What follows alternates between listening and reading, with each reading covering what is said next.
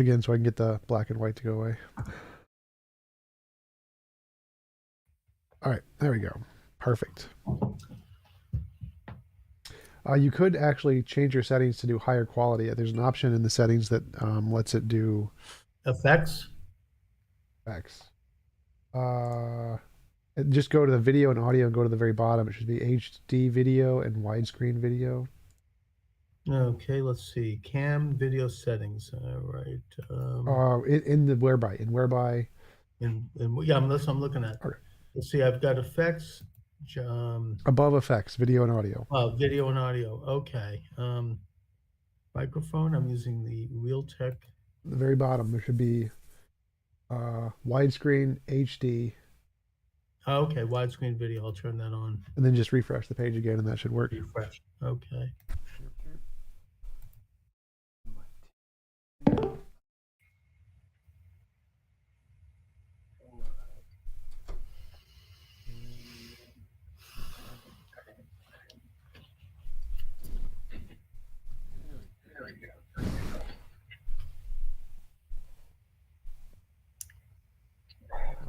Right. There's an echo.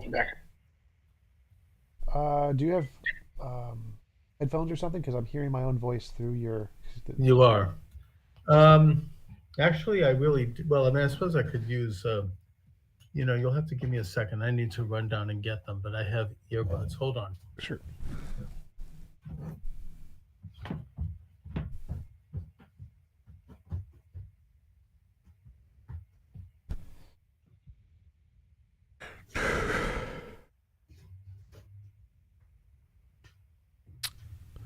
Oh, I also need to go here.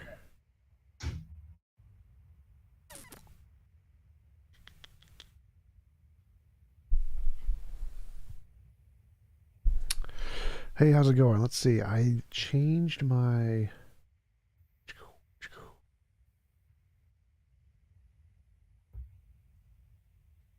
Let's make sure streaming. We are streaming.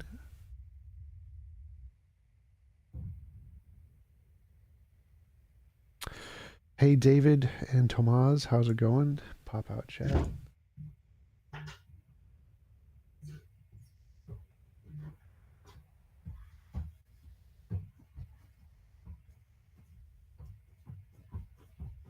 Huh, that's interesting. It is working. All right, so let's see. Well, if I plug in my earbuds, then I don't think I can do this because I have this kind of a thing here. Oh, gee. Can you plug them into your microphone? Because your microphone, I think, has at the very bottom. Okay.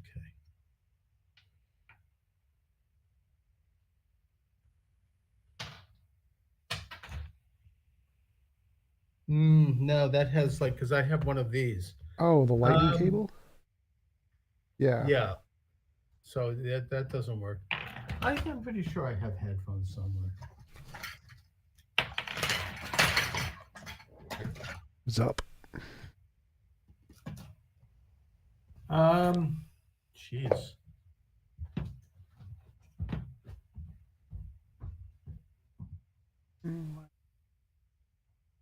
Say 8. How does the quality look on YouTube, guys? Is it still high def? Could have been messing with the settings. If I unplug the microphone and just use the generic microphone, that might work. Testing. It seems better now. It seems like it's just further away from the computer, and now I can't hear it, so that should be fine. Oh, okay. Great. All right, Charles, thanks for coming on. Really appreciate you taking the time to have a conversation. Would you mind telling us a little bit about yourself before we get started? Thank you, Tom, and I'm enjoying watching your videos, by the way. And I just want to start by saying that you're very unusual in this effort, in that I've interviewed people over the years on issues of religion and politics, and oftentimes people come at it with a kind of not an anger, but like an agenda. And you actually are a nice guy, so I appreciate that. You seem to be genuinely interested in thoughtful talk. So thank you. And I guess that, well, I'm the author of many books. I've been doing talk radio in Greater Boston off and on for many, many years. And recently I've launched my own online show, Charles Moskowitz Live. And I'm doing it on various platforms, the main one being Rumble, where I like to interview people who have opinions from all sides in politics, in religion, in economy, in culture. And I do it every night, 10 to midnight live, Monday through Friday. Cool. Yep. So, what did you want to chat about today? Well, I mean, I am interested in your preposition, is there a God and is there evidence of God? And I just, I have a lot of thoughts about that. And I tend to approach the issue. First of all, I'm not a theologian. I'm not a rabbi. I'm not a Jewish studies or a religious studies major in college or anything like that. So I come at this, as a sort of a layman, and I speak only for myself, even though I'm not a traditional Jew, but I'm more of a secular American Jew who has become a bit more traditional as I've gotten older. So that's the perspective I come at it from. And so from that perspective, I would present two ideas: what I perceive to be the Jewish concept of a God, and also the secular American concept of a God. First of all, from the Jewish concept, we don't try to prove there's a God. We don't try to look for evidence on the earth that there is a God. We believe there's a God. We run under the assumption that there's a God, and we strive to try to understand what that means. But the idea of proving God, it actually is a contradiction in terms, because we live in the natural world. We're natural beings. Whereas the idea of a God is supernatural. So, to try to prove the supernatural in the natural world is not only a contradiction in terms, but it kind of violates the basic Jewish understanding, which is that to do so borders on, if not is, idol worship, which is something that we're warned against in the Torah. That people who try to say, well, this is God, they're the people that set up graven images like Moloch, and they're throwing live babies in the belly of a burning furnace to appease that God. That this is an arrogant and wrong idea. You cannot create a God or prove there's a God, because God is outside of the natural world. We can only deal with what we know to be true in the natural world. That's what science is. It's an objective understanding of the nature of existence and the nature of the world, and in the sense of the more hard sciences. So I don't seek to prove there's a God, and I don't seek to show evidence there's a God. I assume there's a God, and I see God in various elements of human nature that are what I would describe as unnatural. And the main one in Jewish understanding that suggests that there's a God is the idea of charity. When you do charity and you give something to another person or another group that doesn't benefit you, that doesn't seem to run as a natural phenomena. That's something that is almost supernatural. And thus we tend to look at that as, not evidence, but that is a suggestion that there is something greater to our lives and to existence. Wait, what? Could you explain that more? What is supernatural? So the first thing, actually, you said that be a contradiction in trying to prove God, because the scientific natural world is natural and God is supernatural. Like, I don't think that doesn't seem to make sense. Like, we can show the existence of supernatural things just fine as long as they interact in the natural world. So, like, I could say, if there was a supernatural spirit named Bob who was living in my basement, and I prayed to this Bob and he gave me a gold brick every time I prayed to him, that would be evidence of the supernatural existence of Bob. So you don't need, like, the fact that there are supernatural things doesn't mean that science can't investigate them. Science can investigate them if they interact with the natural world. So there wouldn't be any contradiction. There's no logical contradiction with demonstrating supernatural things exist. Well, first of all, that supernatural being in your basement isn't going to give you a brick. I mean, that's not, unless you're insane.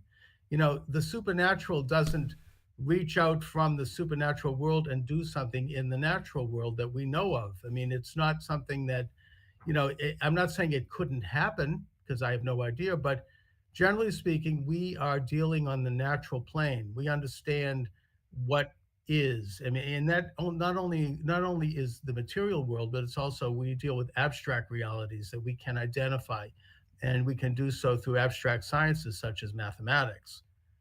But I want to also, if you don't mind, I want to move on to my secular understanding of God, and that is the found in the founding of the American Republic.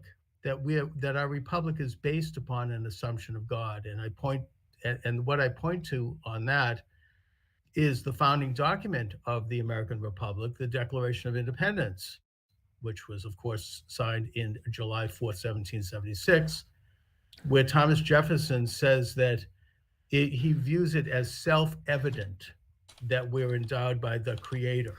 Now, the Creator, in the American sense, is not a denominational God like a Jesus or an Allah or anything else. It is a universalist view that there is a creator of the universe, which is completely consistent with the Jewish and the Torah view, and that is this creator, this existence of a supernatural entity outside of human manipulation is what grants us rights. And Jefferson specifically delineates those rights as life, liberty, and the pursuit of happiness. And that this is the political philosophy that serves as the foundation of the United States.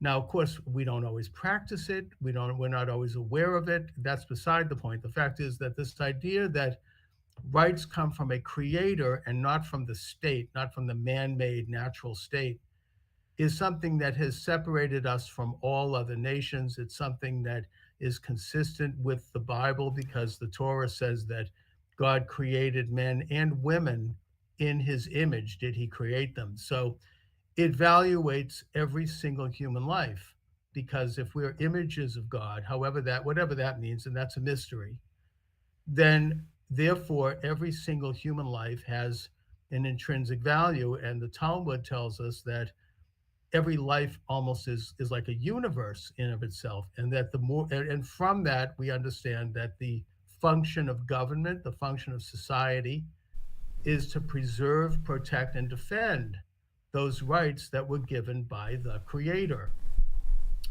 This also contradicts the other mention in the Declaration of Independence, which is that all men are created equal. That is also a biblical concept that in a way runs against a natural understanding, which is that we're not created equal.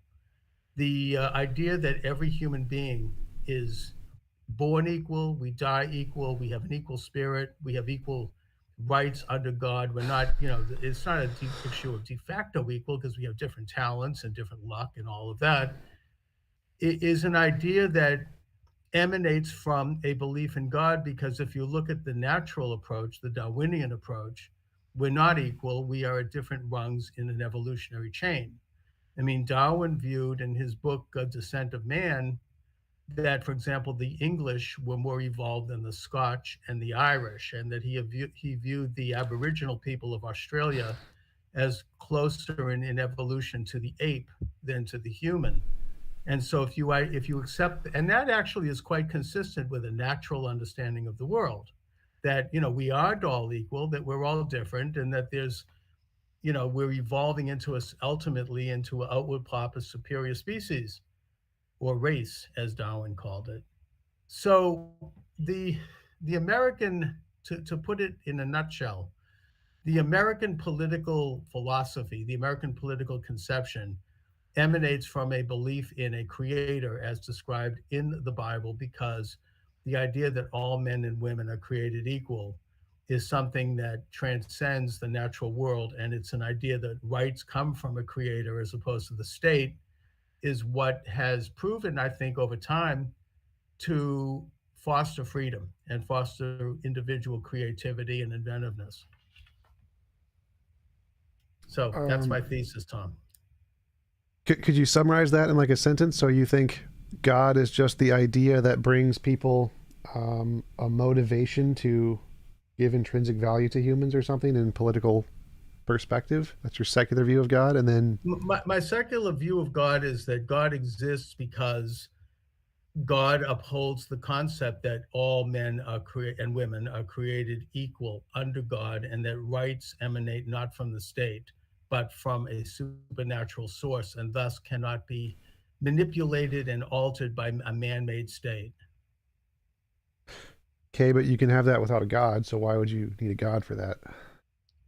Well, I would argue you can't have that without a God, even if you don't believe in God. And by the way, the Declaration of Independence doesn't say you have to believe in the Creator.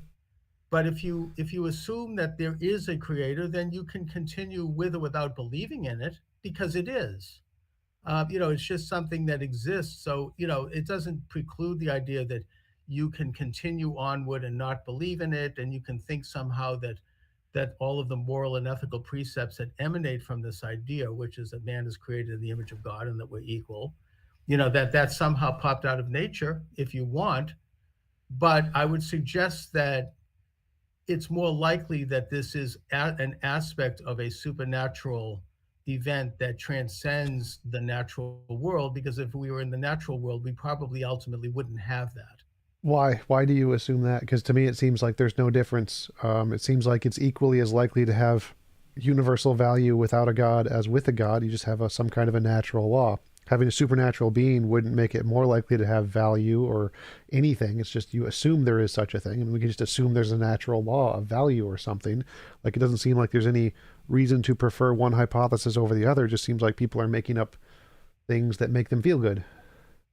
No, I would assume that there is a value in assuming that rights emanate from a creator, because if you don't assume that, then you will therefore look for a source of rights, and that source of rights becomes the state, the dictator, the Führer, whatever it might be. And that if you assume that we're all at different levels of evolution, as opposed to that we're all created equal, and that, you're going to end up with people who replace the idea of a creator with this idea that they should evolve man by creating a super biological entity or a super social entity and the only way to do that is by force. I'm not. And I'm not following. So the argument here is that you claim that the idea of the secular God is that it gives us this innate value, this sense of innate value, but we can have innate value without that. We can have innate value as like a law of physics. There's innate value there or whatever. You don't need a God for that. Secondly, I don't understand your follow up about how we would see values and other things. Like, obviously, creating a better world is a good idea, but we wouldn't see objective value in the state. That doesn't seem to follow at all. well, creating a better world, if it's done by an individual or by a group of individuals that are devoid of an understanding that that rights come from God, they're going to believe that they can create a better world through their own imperfect and arbitrary view of what that means. And that has been the core of various movements, messianic movements, if you will, that have tried to do that, such as Nazism and communism, and I would Humanitarianism argue and Red Cross and Red Shield. Like, yes, most people understand that, yeah, there isn't a God, and they try to do things just like people who think there is a God try to do things. So there's no difference there. There are many religious people who do evil things, and there are many secular people who do evil things, and there are many religious people who do good things, and many secular people who do good things. Like, the fact that there's a God makes zero difference one way or the other. You're both able to do good things with or without a God. Like, many of the scientists who made some of the greatest discoveries in the world were secular, and they didn't have anything to do with a God, and it made tons of difference for people all over the world. Like, it doesn't seem to follow, your argument doesn't seem to make any sense that, well, you need a God to do good in the world. Like, clearly not. Well, first of all, I think most scientists, and I don't have any hard science on this, but that they do believe in God. There's a consensus, including people like Einstein and some of the great scientists of history, like Isaac Newton and Leibniz, who is the founder of calculus. These people said that their science emanated from a cause going back to Aristotle, who talked about the primus mobile. Well, I actually do have data on that. So Phil Survey's paper shows that the vast majority of philosophers and modern day scientists are actually atheists, and the higher up you go, the more atheist they become. So of the National Academy of Sciences and the Royal Society, the two leading scientific institutes in the world right now, only about 5% believe in a God. 95% reject or disbelieve or don't believe there's any personal entity out there. So in the past there were, but that doesn't matter. Like in the past, most farmers were Christian. That doesn't mean that it's inherently better to be a Christian farmer because Christians produce better farmers. No, it was just coincidentally the case that most people in society were religious back then. Also, Einstein did not believe in a God. He believed in a pantheism kind of a thing, not actually a personal entity. He specifically said he does not believe in a personal entity. Well, okay. I don't look. The point is that from a Jewish perspective, I suppose, it doesn't matter whether you believe in a God or not. The point is that there is a God. We believe that there is a God, and that God has created the moral and ethical precepts that we live by, whether we believe they come from a divine source outside of human manipulation, or whether we want to pretend that they are something that is invented by governments or by groups who decide what is moral and what is immoral. The point is that this idea, the other aspect of creation that I should mention, this once God created Adam and Eve, and again, I'm not a fundamentalist. Judaism is not fundamental. We don't necessarily believe in the literal word, but the concept that we're all descended from one father and one mother is actually something that I think there's growing numbers of scientists that believe this, and they call it the primordial Eve and the Y chromosome Adam. Putting that aside, I don't want to get into just to comment on that for a minute. That's not really the case. Like we think that. Okay. Again, I don't want to debate it. I read this somewhere. I'm not claiming that I have hard evidence of that. I've heard that this is something that's out there. But the point is that what separated men and women from all other, according to biblical understanding, the moment that the soul entered the picture, what separated us from all other living beings was our ability to reason. That is something that is unique to the human being. Animals and plants, they don't reason. They're bound to nature. They're emotional beings and they're loyal beings, but they are bound to instinct. Now, we as human beings also have that element to us, but the additional piece that makes us separate, and in a religious sense, the moment that God breathed the soul into us, was when we had the ability to reason, to understand, to analyze, to calculate, to integrate all of the elements of the universe, both physical and abstract, at least that which we have access to. And that's something that's limited, but it's something that's growing. And that the very first act of reasoning. Well, again, I'm not following you. So many animals can do lots of reasoning, like crows and octopuses and dolphins. They're giving complicated problem-solving things where they have to like solve a problem to get a treat or whatever, and they can do the problem-solving required to actually open the box. How do you know that's reason? How do you know that's not being, in a sense, imitation and being taught? I mean, they're not. I mean, can they perform a symphony? I mean, it's. In other words, symphony doesn't equate to reasoning here. So they can be given a problem which they've never seen before. Wait. So they can be given a problem which they've never seen before, and they can figure out how to solve the problem, which requires multiple variables. So it's like a box that requires you to do a certain combination of things to open the box, and they can figure it out they're not taught this. They're just given the box. They're given no information, and they figure it out on their own. They are able to problem solve through looking through a problem they've never seen before and do complex reasoning in order to open the box. So yes, and they can do cooperative reasoning where you have to work together to one person does one thing or one animal does one thing on one side of the box while the other one does something else on the other side of the box, and they can recognize that you need to work together in order to open the box. They did that with elephants where they both had to like pull a rope at the same time in order to get the treat. And if either one of them individually pulled it, they'd never get the treat. And so the elephants learned to work together, and one would like hit the other one if they weren't paying attention to make them actually grab the rope, because they recognized that they needed both. So yes, animals can do reasoning just fine. They just don't do it to the same degree that we do. But I don't see what this is relevant to the point is. So let me just, my position is that there's no evidence of a God. You don't need a God for anything. Everything is better explained by naturalism, and anything that a God or a religious belief can do can be achieved by a different belief that's secular and rational and doesn't have any of the supernatural mythical stuff. And so there's absolutely no benefit to a God other than the fact it's motivational for many people today. And that's the only thing that the God belief provides. Look, I don't really know the research you're talking about with animals, and I'm not questioning it. I would simply note that it probably doesn't prove reason. It proves instinct and the survival instinct, which is part of all of us, animals and humans. But the ability to think and the ability to reason and kind of embrace conceptual ideas and advance, an understanding of morality, what is good, what is evil, that is something that I would suggest, and we may, you and I can agree, hopefully agree to disagree, but I would suggest that that is unique to the human being, and that is something that, from a religious standpoint, is what gives us a soul, and what makes us created in the image of God. And what happened after that is the very first thing that Adam did. And again, I'm using the Adam and Eve story metaphorically here, not literally. That the very first thing that God told Adam to do was to name all of the creatures of the universe and give them, in other words, to use language. Language was a storage of value. It was a means of communication, and it was a means to categorize everything that Adam was learning in the universe.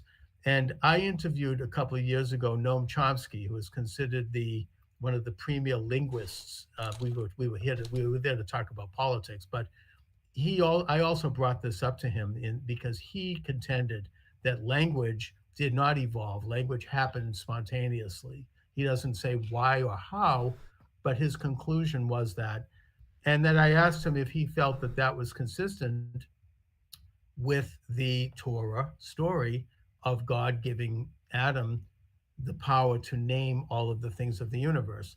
And didn't that contradict the evolutionary theory, which says that these things evolve over millions and millions of years?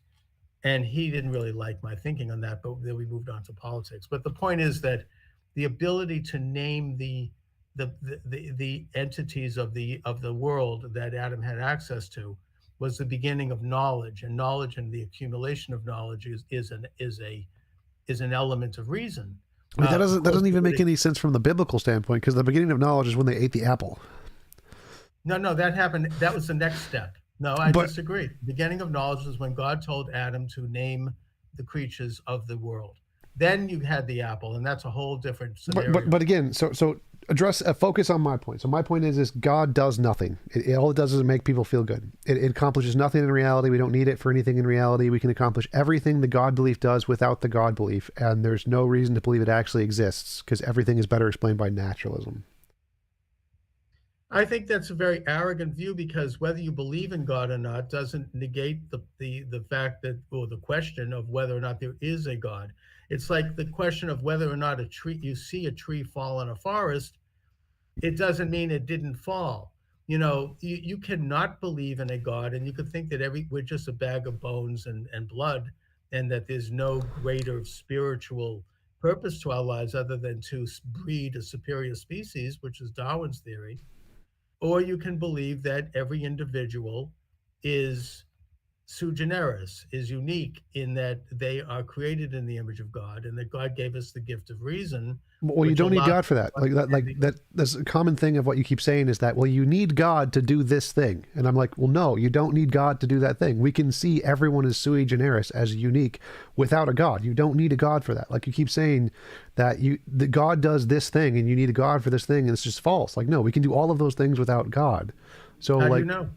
Because I can do it right now. I see you as unique. But how do you know you're doing it without God giving you that ability? God giving you, Well, I don't need the God belief. I don't need to believe in a God to do these things. No, I you don't don't. need to believe in God, but that doesn't mean God didn't give you that ability, whether you believe in God or not. Right, and that's where the evidential question comes in, and we can so evidentially, God is just a made-up hypothesis, and the better hypothesis is evolution gave us these abilities. So why would you think that God is relevant to this? Well, let's talk about whether or not evolution gave you those abilities. Okay. The evolutionary theory, there are two parts to it. The first one is that somehow life sprang from non-life. That's not evolution. That has literally nothing to do with evolution. No, Charles Darwin referred to, he said in his journals that all of life emanated from a little warm pond where you had non-life colliding dialectically to eventually outward pop life. Yeah, not everything Charles Darwin said has to do with the theory of evolution. The theory of evolution is change in species over time and the change in allele frequency over time. That's abiogenesis. So abiogenesis is how you got life from non-life. Those are separate theories. No, that's adaptation, the change in species, which is true. But how do you explain the evolution of one species into a superior species? Change, that is the basic Darwinian idea. Change in allele frequency over time. So, all right. So whatever that means, what you're saying is that one species will eventually evolve into a superior species? Yes. All right. Well, that does contradict the biblical understanding, which is that the species maybe adapt to different environments. Like, for example, the human species, we have different skin tones based upon living in various climates because we need to protect ourselves. So if you have somebody who lives in the Laplands of northern Norway, they have very fair skin because the sun doesn't, there's not enough sun, so they have to absorb more sun rays. Whereas if you have someone who lived near the equator, will have a darker skin to protect them from too much sun. And that that adaptation to these environmental issues over time resulted in different appearances. But that's not evolution, unless you think that some people are superior to others, which I don't. That is simply adaptation. And the same thing is true in the animal kingdom. There's an adaptation to the environment that occurs in order for a particular group of people or animals or even plants to survive and thrive.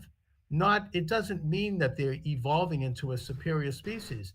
Darwin's theory is, and you just said this, that that a species actually transforms and evolves into a superior species. There's no evidence of that. Yeah, because I was using superior as a colloquial term there to mean better at living in a certain environment. So yes, people who have darker skin tones are better at living in environments with higher radiation because their skin absorbs more of the radiation. Are they like objectively superior? No, they're just better acclimated to living in that condition. So evolution makes you better acclimated to living in a condition. Like dolphins are better swimmers than we are, so they're better at living in the ocean condition. Fish can breathe underwater, so they're better at living in the ocean conditions, so they're superior in that sense, but there's not like an objective betterment measure there. Do you think that man evolved out of the ape? Yes. So then therefore you had a superior species. The man is superior to the ape in a lot of ways we can document. And so the point is that runs contrary to, I think, evidence, and it certainly runs contrary to biblical understanding. Well, it definitely goes contrary to the biblical understanding. I agree with you there, but it goes with all of the evidence. Like all of the evidence indicates this. Such as? What? Such as? I don't think there's any evidence of that. None. The DNA record, the retroviruses that we can literally show that where a retrovirus entered a certain species and where it translated to the future species, we can show that we're related. That there's an evolution into another species. Yes, it is. How? So if you have a genealogy, and at some point in the past, a virus, like let's use humans as an example. Let's say your great-great-great-grandfather got a virus, and that virus entered into his DNA and changed his gametes, the sperm and egg cells. And so this is now in all of his kids. Now, any of his kids, we can then look in their DNA and we can say like, oh, look, they have this virus in this exact location because they got it from this grandfather that got this virus in his gametes. And we can look back in time and say, oh, look, our genes have the exact same retroviruses as the apes because we have a common ancestor of the grandfather of both of our species who got it at this point in time. That doesn't prove anything. All that proves is that the ape got a virus and the human got a virus. It doesn't show that that the human evolved out of the ape. So the DNA is kind of big, 3 billion or so different base pairs. So if it's in the exact same spot, and there's not just one in the exact same spot, there's hundreds in the exact same spot. What do you mean the exact same spot? I mean, you mean like in the same location that they got the virus? Yes, like DNA, very long, 3 billion base pairs, all in a big line connected. Oh, okay. Oh, on the same spot on the DNA yes. thread. Yes. Okay. So retroviruses, what they do is they inject their DNA into your DNA to cause them to replicate more. And so the DNA left that's injected into your DNA is in a very specific spot. Now it's not the same every time the virus goes in. It goes in and it injects it at random different places because all it needs is to reproduce. But if it's in the exact same spot in multiple species, now it's possible it happens just by chance, but the possibility is about 1 in several hundred billion. So it's not very likely. Pretty unlikely that would occur. But the bigger problem here is that it's not just one, there's hundreds of these. There's hundreds of thousands of these retroviruses and other markers that can only happen because of like it being related. So like we can measure our DNA and see how far apart we are genetically and where our ancestors came from. And it could just be by chance that random mutation caused it to look like we're related, but no, it's because that's just how evolution works. We can say, yes, you have this ancestry, I have this ancestry, this is how far apart we are. We use the exact same metric to measure how far apart we are from apes and that we have a common ancestor. Because again, even though it's possible that one retrovirus injected both our species at the same time or the same location or whatever, it's not possible that all these markers are like that. It's not physically possible for that to occur. So we know for a fact that we are direct descendants of the primordial apes. We are apes. We literally apes. But yes, I look. I don't think that. First of all living beings have virtually the same DNA, including the amoeba. no. I mean, we're made up of billions of cells that are similar. And I don't want to go into a scientific conversation about this because I'll admit I'm not up on the science. I would simply note that I doubt if that proves anything. I mean, I think that it just proves that a virus can be caught in the same way by various species, including probably dogs and birds. But I want to move on to it, because you and I aren't going to agree on this. I want to ask you, where do you think moral and ethical rights emanate from? Do you think that's just in nature, or do you think that there's? Well, then what about? Then how do you justify that? I mean, it's just, I mean, it would be natural for me to want to murder someone because they're standing in the way of my getting some benefit. I mean, if we're all going to be a society that's based on our own understanding of morality, then we're going to not have an organized society. Society is organized on 3 pillars: science, which is the understanding of the natural world and what it is and what it means; civics, which is the understanding of organizing human societies through governments and through organizations and through family; and finally, spirit, which is the idea that there is a source of all of this that is outside of the manipulation of human beings who are imperfect. Well, I mean, that's the third one there is just false. Like there are societies of people who have no gods. I forget what they're called. There's actually one specific group that's usually brought up as having no god, and so that third one is just false. You don't need that one at all. Well, we're going to go back over this again because what I would contend is whether or not they believe in God doesn't negate the idea that there is a God. I mean, yeah, you have. Well, no, it negates the idea that it wasn't. So wait. The claim was you claim that societies group based off of these 3 principles, and one of those principles is not required for societies to group. So it proves your statement false that societies it's not required for them to believe in it. It doesn't mean it's not true. We've already gone over. I mean, look, let's not get on a merry-go-round here. My contention is that whether you believe in something or not, whether something is happened, you contend it happened or not, it either happened or it didn't. So there is either is a God or there isn't a God, whether or not any person or group believes in it. Yeah, but that's a separate topic. So you made the claim, you made a causal claim. Societies group based off of these three principles. Societies grouping are completely independent of whether or not God exists. Societies group all over the world. They can group if there's God, they can group if there's no God. Do the societies group together? When they group together, do they require these three things? The answer is no. They do not require these three things. These are not required for societies to group together. And so it's a completely independent question to whether or not God exists. That's a separate question.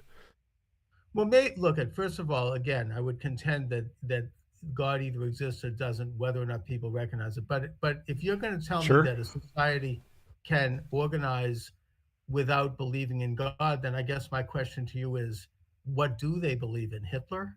Stalin? No, no, they just believe in nature. I forget what is the Oh, group? okay. So when you say believe in nature, how do they think ideas of moral and ethical code emanate? I haven't researched them culture, but they don't need a God for that. So like, I don't. Well, they may not need to recognize a God for that, but the point is that if you don't have an external supernatural source of these ideas, which is what Thomas Jefferson talked about when he talked about the creator giving rights, then you're going to have, and this is something G.K. Chesterton wrote about very brilliantly in the early 20th century, that if you don't believe in a creator, if you don't believe in God, then you're going to be prone to believe in not just anything, but you're going to be attracted to the idea of believing in the dictates of a superior, not superior, but empowered elite group of people that are usually headed up by it's a false assumption. No, Führer that is no. worshipped. You keep making this. If you don't have a God, you'll believe in Hitler. Like, no, that's literally false. Most atheists believe, like, most philosophers are atheists. It's 70-something%. Phil Survey's paper 2020. You can check the data. There's a poll on it. Most philosophers are also moral realists. They believe in objective morality that is true, independent of all human groups. So it is false when you don't believe in God. You do not default to believing in a superior human group. No, that is not the case. Well, where do these philosophers believe that moral objectives emanate? If they don't? Lots of places, but it doesn't matter where they believe it. They don't believe what you're saying. What you're saying is false. No, it matters where they believe morals and ethics emanate from. And by the way, our experience in civilization has evolved, where there is evolution, by the way, in terms of our understanding moral and ethical precepts. Like, for example, early civilizations felt that it was okay to sacrifice human beings in order to appease an earthly god, a god that they set up, usually by the state, an idol. And we now have evolved to the point where we understand that that's not moral. That didn't just happen in nature. Yes, it literally did. That's literally a thing that happened in nature. No, nature would say you can kill people because it helps you. No, it doesn't. No, it doesn't. It certainly does. It would help. No. Again, there could just be like so. Snake sent a super chat. Thank you, Snake, for the super chat. He says, "Whatever truth governs God's morality will exist in nature in a universe without God." So if you think God has a morality, you can just say, "Okay, that's a law of physics. You don't need the God. Like literally anything God can do can be done in a universe without God. You don't. It's just logically necessity that." If God can do it, you can do it without God.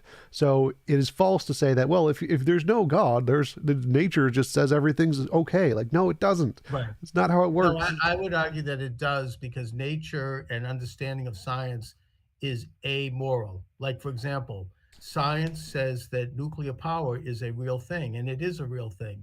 But then you have civics enter the picture saying, well, you can't just build a nuclear bomb in your backyard. And then you have spirit entering into the pictures, asking, what is the possible deleterious effects on this to human life?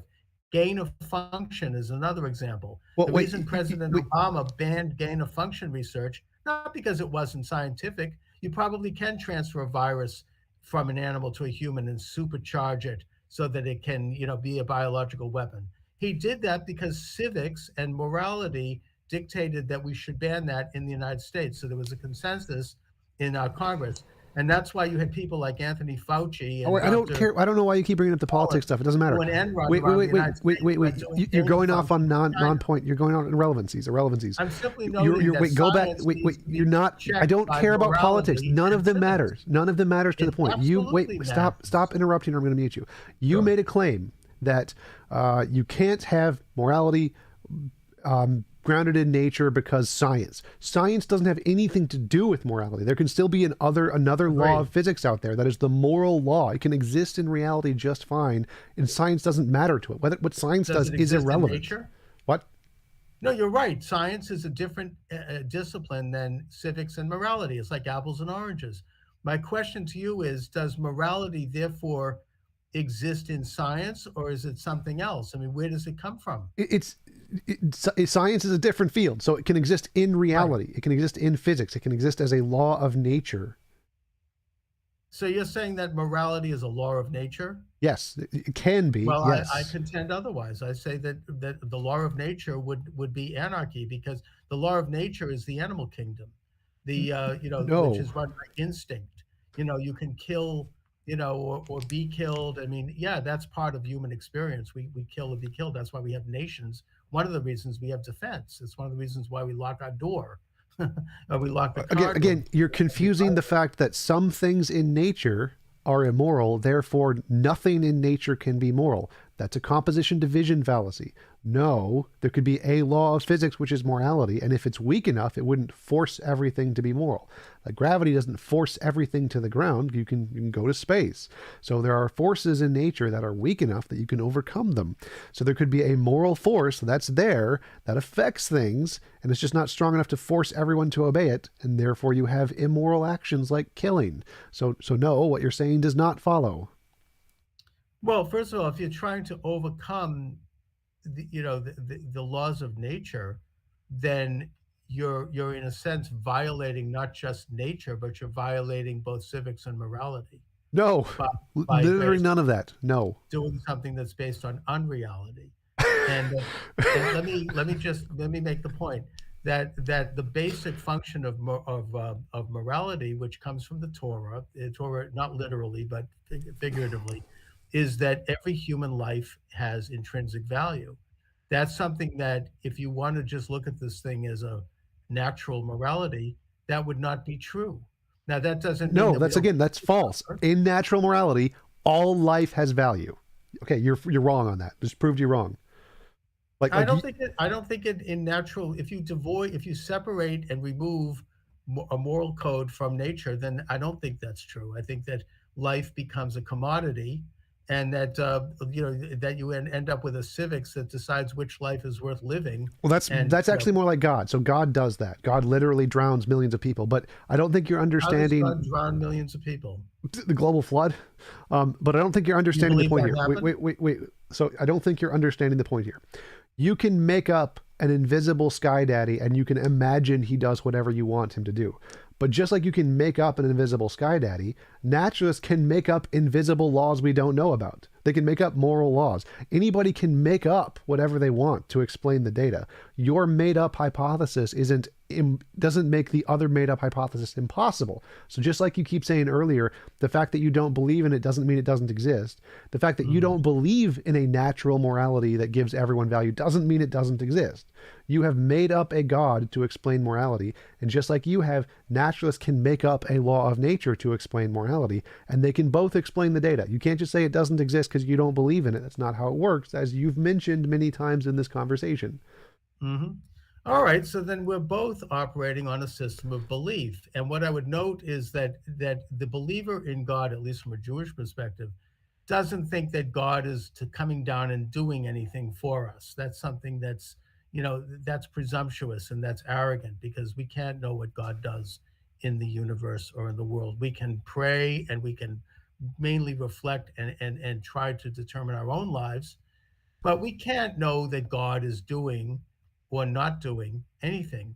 And but we can point to is that when you have societies that reject the idea that there is a creator of the universe who is outside of human manipulation, and that is the author of the law, as the Torah says, then you do end up with communism and Nazism, which rejected God, which were atheist movements, and which killed hundreds of millions of people. Again, that's false. So what you're doing is you're taking the worst examples of atheist nations who are a minority and who are not examples of any atheist nations today, and you're saying this is what all atheist nations become if they don't believe in a God. That's, again, a composition division fallacy. That would be like if I said all religious nations lead to the mass murder. An atheist nation that didn't end up that way? Yes, all of the ones today. All of the ones today did not end up that way. No, they're not atheists. I reject They are that. literally atheists. They are literally majority atheist countries. The United States is atheist? You don't. No. The United States is majority religious.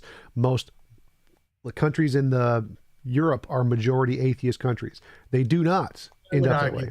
I would argue. You don't get an opinion on it. It's just facts from all of the data we have on the topics. Atheists, that they have, their doctrine is not that they're endowed by a creator. I don't care about their doctrine. I care about the individuals. The individual people are atheists and they don't turn out like Hitler. The people themselves are majority atheists and none of them turn out like Hitler. You are generalizing from a few. Yes. And how long has Europe been majority atheist? For longer than Hitler and Stalin were around. So no, I don't think so. This isn't something you don't get to think about this. It's a fact from data. I don't know. You're evading the point here. So you're just interrupting and not letting me finish the point. You are generalizing from a few bad atheists and saying all atheists lead to Hitler. That is objectively false. Everybody in sociology, everybody in history says that's just bullshit. That's a bullshit theist argument that no one accepts in any academic field. But it's the same thing as if I said, oh, look, some religious people fly planes into buildings. Therefore, if you're religious, they will all fly planes into buildings. Like, clearly, that's not the case. There are bad examples of atheists, yes, and there are bad examples of religious people, bad examples of Christians all over the world. The fact that there are some bad people who adhere to an ideology does not mean the ideology leads to those bad people. In fact, if we look at the data, the vast majority of atheists are the least violent, least criminal, most educated, most peaceful, most engaging, most accepting groups ever in the history of the world. We have data on all of these. The people who are the atheists are the best human beings to have ever lived on the planet. If you're a theist, you're more likely to be intolerant, you're more likely to be violent, you're more likely to be criminal, based on all of the stats we have in the world. So based on what we know about everything in reality, it's the opposite of what you're saying. Atheists are more tolerant and more peaceful. Were there some bad ones? Yes. Does that mean that the atheism necessarily leads to being Hitler? No, that's been factually proven false by all of history. So no, what you're saying is that some atheists were bad, therefore all atheists will necessarily lead to bad stuff, is wrong. It's the same as if I said some Christians kill people, therefore if you're a Christian it will lead to you killing people. Also not the case. It's a composition division fallacy. We can look at the data, and the data shows the atheist countries are the most peaceful, most accepting, most kind, best community, most educated in the world. I'm not saying that all atheists are going to be bad. I'm saying that atheist movements like Nazism and communism and now humanism, atheism, agnosticism, all of every single atheist movement in America right now, you're saying is going to become Hitler because. No. I mean, maybe I'm projecting here, but I'm pointing out that the great atheist movements of the 20th century, starting with the French Revolution and communism and Nazism. None of those had to do with atheism. Those are political movements. They had everything to do with atheism. No, they didn't. Very explicitly. No, nowhere in atheism does it say kill people. That's not a doctrine in atheism. That's a doctrine in. I didn't say atheism is a doctrine that says kill people, but look at your history. Those were atheistic movements who rejected. No, your history is more bloody. Religion has killed more people than atheism. Again, you're comparing some atheists who have nothing to do with atheism. I want to reject that. It's not some atheists. It's atheist movements. Now, some atheists. You can't say, but like there are thousands. There are thousands and thousands of atheist movements. None of them are violent today. The point is that you're quite right to note that there have been Christian movements that have killed people. My contention here is that, firstly, we are fallen beings, we're imperfect beings, and that when that has happened in Christian history, that has been a diversion away from the basic Christian doctrine. It has been an anomaly, and it has been in a way, anti-Christian. And I would argue that the United States ultimately, in our own imperfections, has been the best flowering of a Christian civilization. Whereas atheist movements, like Nazism, like communism, No, that was those part aren't of atheist their movements. Those literally doctrines. are not Yes, they atheist were. movements. Yes, they Those are were. Look communist at your and fascist history. movements. They were atheist. Yeah, they also didn't play rejected golf. They were God. non-golfers. The non-golfer movement of Hitler. If you don't play golf, you're gonna end up like Hitler. That's what you're saying. That's how ridiculous and dumb what you're saying is Hitler didn't No, do I'm something. talking about these movements that rejected God and that sought to create an earthly utopia based upon science and based upon their Well, no, they arbitrary rejected view science. of how man should be. They both No, they rejected didn't science. reject science. They literally did. No, they So were wait. part of this movement, the 19th century movement called scientism. No, they were not. They were not. I So would agree with stop, you, by the way. stop. Look, So Tom, I agree there's with too you. much They you've already said rejected that's already wrong. science. We got to go back. So Russia rejected science. They adopted Lysenkoism, which caused the starvation of millions of people. They rejected science. They didn't I accept agree. science. They rejected real science, Yes, but they so saw did Hitler. themselves So as did Hitler. scientists. So they were not scientific Well, of course they movements. did. They were not scientific movements. They But were they fascist and communist movements. This had nothing to do with atheism. they Atheism is a viewed lack of themselves as something. scientific Atheism. and Stop as without interrupting. God. Stop interrupting. Let me finish. Atheism was a lack of something. It is not an actual belief system. It is not a motivation of anything, which means it is not, cannot ever logically be the cause of what Hitler or Stalin did. The cause of what they did has to be their positive beliefs. So saying they're atheist movements is saying like they're non-golfers. It's a non-golfer movement because they didn't golf. That is the dumbest thing imaginable, because obviously the fact that Hitler didn't golf was not a motivation for any of his actions. The fact that Hitler did not believe in a God is not a motivation for any of his actions. You can't label a group as being one of the things they didn't do. It has to be something that positively motivates them. Was Hitler positively motivated by the fact that he did not golf? No, that's a stupid argument. Also, he wasn't positively motivated by the fact he didn't believe in a God. He was positively motivated by his belief in bigotry and fascism. Those are the causes of his beliefs, not the atheism. You cannot call them atheist movements because atheism isn't a motivating factor, just like non-golf isn't a motivating factor. It's just literally logically incoherent. By replacing belief in a God that was an outside of their manipulation of morality and replacing God with themselves as a utopian earthly movement that would create a one world utopia, they were in a de facto running on the assumptions of atheism. You're right. Atheism itself is just that there's no God. It's a non-belief, that everything is just natural. We're just a bag of bones. But the fact that they rejected the understanding of a God and replaced it with themselves is what made them and what animated their movement. They felt they could evolve humanity. Hitler thought he could evolve the human species by creating a superior species called the Übermensch. The communists felt they could evolve the human species through social and political change by murdering the bourgeoisie and by murdering 50 million people in China. And by the way, they're still around. They're in China. The point is that their movements, they're not atheists in the positive sense that atheism is a thing. It's not. But they rejected God and they replaced God with themselves as an earthly movement. To a certain extent, Islam does this as well. Although they do believe in God, they still believe that they need to create this one world to reflect the one God, and they feel commanded to do it through arms and through violence and through political oppression. Whereas the Judaic understanding of belief in God is that it's a personal relationship, it's a personal belief, and that is also the Christian understanding. Now, again, there have been deviations from that, but they are moving away from that belief. Whereas with communism and Nazism, that was the belief that man could control the universe and transform the human species into a superior species. And the only way to do that, because it's untrue and it's unnatural, is by force. Okay, so the fundamental premise that seems to be wrong here is that you think that the ability to improve humanity is the motivating factor that leads to genocide or something like that. No, the ability to do it without belief in God and a moral code, the idea that God can be replaced by a group of people who have this arbitrary idea that they can improve humanity is unnatural. Actually, it runs against the idea that man is created in the image of God and that we have our rights come from God and not the state. That's the idea that now animates transhumanism.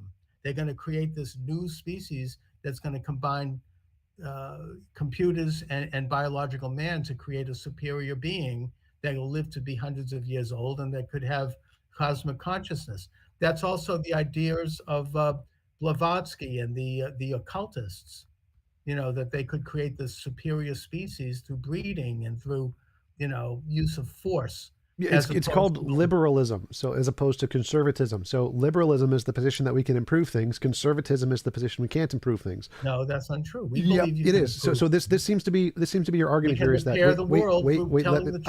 let me finish. Don't interrupt. Sure. It seems to be your argument that the desire to improve humanity is evil and leads to Hitler. The desire to improve humanity is good because we can talk about what is true. Rights come from God, not the state. And so the individual can be free to create and improve and develop and invest and invent. We need trying to go back to the point. The point I'm trying to identify your point here. So your main point here is that if you don't believe in a God and you think you can improve humanity, that's bad. Well, first of all, we all, I think that as conservatives and as believers in God, we absolutely believe you can improve humanity. We can repair the world. But the difference is we don't do it by force. We don't do it by requiring people. None of the atheists today do either. Personal witness. Hitler did. Stalin None of the atheists today do either. There are many atheists all over the world working to improve the world. Stop. Look. So wait. So what your claim is that atheists can't want to improve the world without force. That's bullshit. Most atheists who have ever lived have worked to improve the world without force. And then you cherry pick a few bad examples, which are just like me cherry picking the Crusades and the Inquisitions and the slavery done by Christians and saying all Christians are like this. Clearly not. Most atheists want to improve the world without God and have value for all human beings and don't want to do it with force. The most modern and insidious example of slavery was communist and Nazi. But putting that aside, which has nothing to do with atheism. No, well, you brought up slavery. I'm pointing out that most atheists today see themselves and they can improve the world. I'm not disputing that, but you have to still understand the forces of history. You can't exist in a vacuum of today. That was a Marxist idea, actually. Wait, what do you mean by understand the forces of history? Because it seems like you're saying history was that atheism was the primary impetus of both the Nazi and communist movement. No, how are you comparing that to why do we need to know that today? So like atheists today don't want to force people. Because you can reduce the possibility that could happen again. Right. I mean, I agree. By understanding the dangers of saying that there is no outside force that created morality, but that we as human beings can create morality like Hitler did. Hitler didn't create morality. He tried. Well, of course he didn't, but he believed, and the Nazis and the communists believed that they could, and they were commanded. They believed that they were superior minds. And that has nothing to do with morality. He was trying to create superior races, not a moral race. View of morality. But that doesn't. They believe they were absolutely. I'm trying to understand your connection here because it seems like you're saying they're like that. I mean, they believe that they're high moral, holier than thou without God, but they believe that they somehow have come down from Sinai every day to give the world a gift.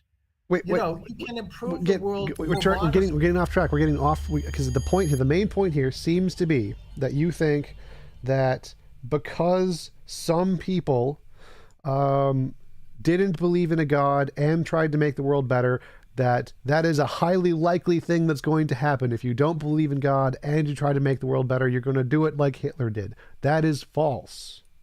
I know. Well, you're projecting in the future. I'm not saying it's happening now, although I think that there are certainly strains of it. I'm not talking about individuals here. I think that an individual atheist absolutely can embrace morality. I point to it as an example, Ayn Rand. She was a hardcore atheist, and yet she certainly claimed that there was a very highly moral, identifying morality. I think her atheism was a missing piece in her thinking. So I thought your point was that this is bad because it could happen in the future. Like, talking about the past doesn't matter unless it's relevant to the people in the future. So No, talking about the past is relevant to understanding where we are today and then projecting into the future. right, That's what history is. That's why we study history. right, that's the projection into the future thing is what matters here. So I'm saying that all of the things that can be done with God can be done without God equally or better. And so we don't need a God belief, and we can do all of the things and continue to improve humanity without God and without forcing people. And we don't need to worry about that because we can have morality without God.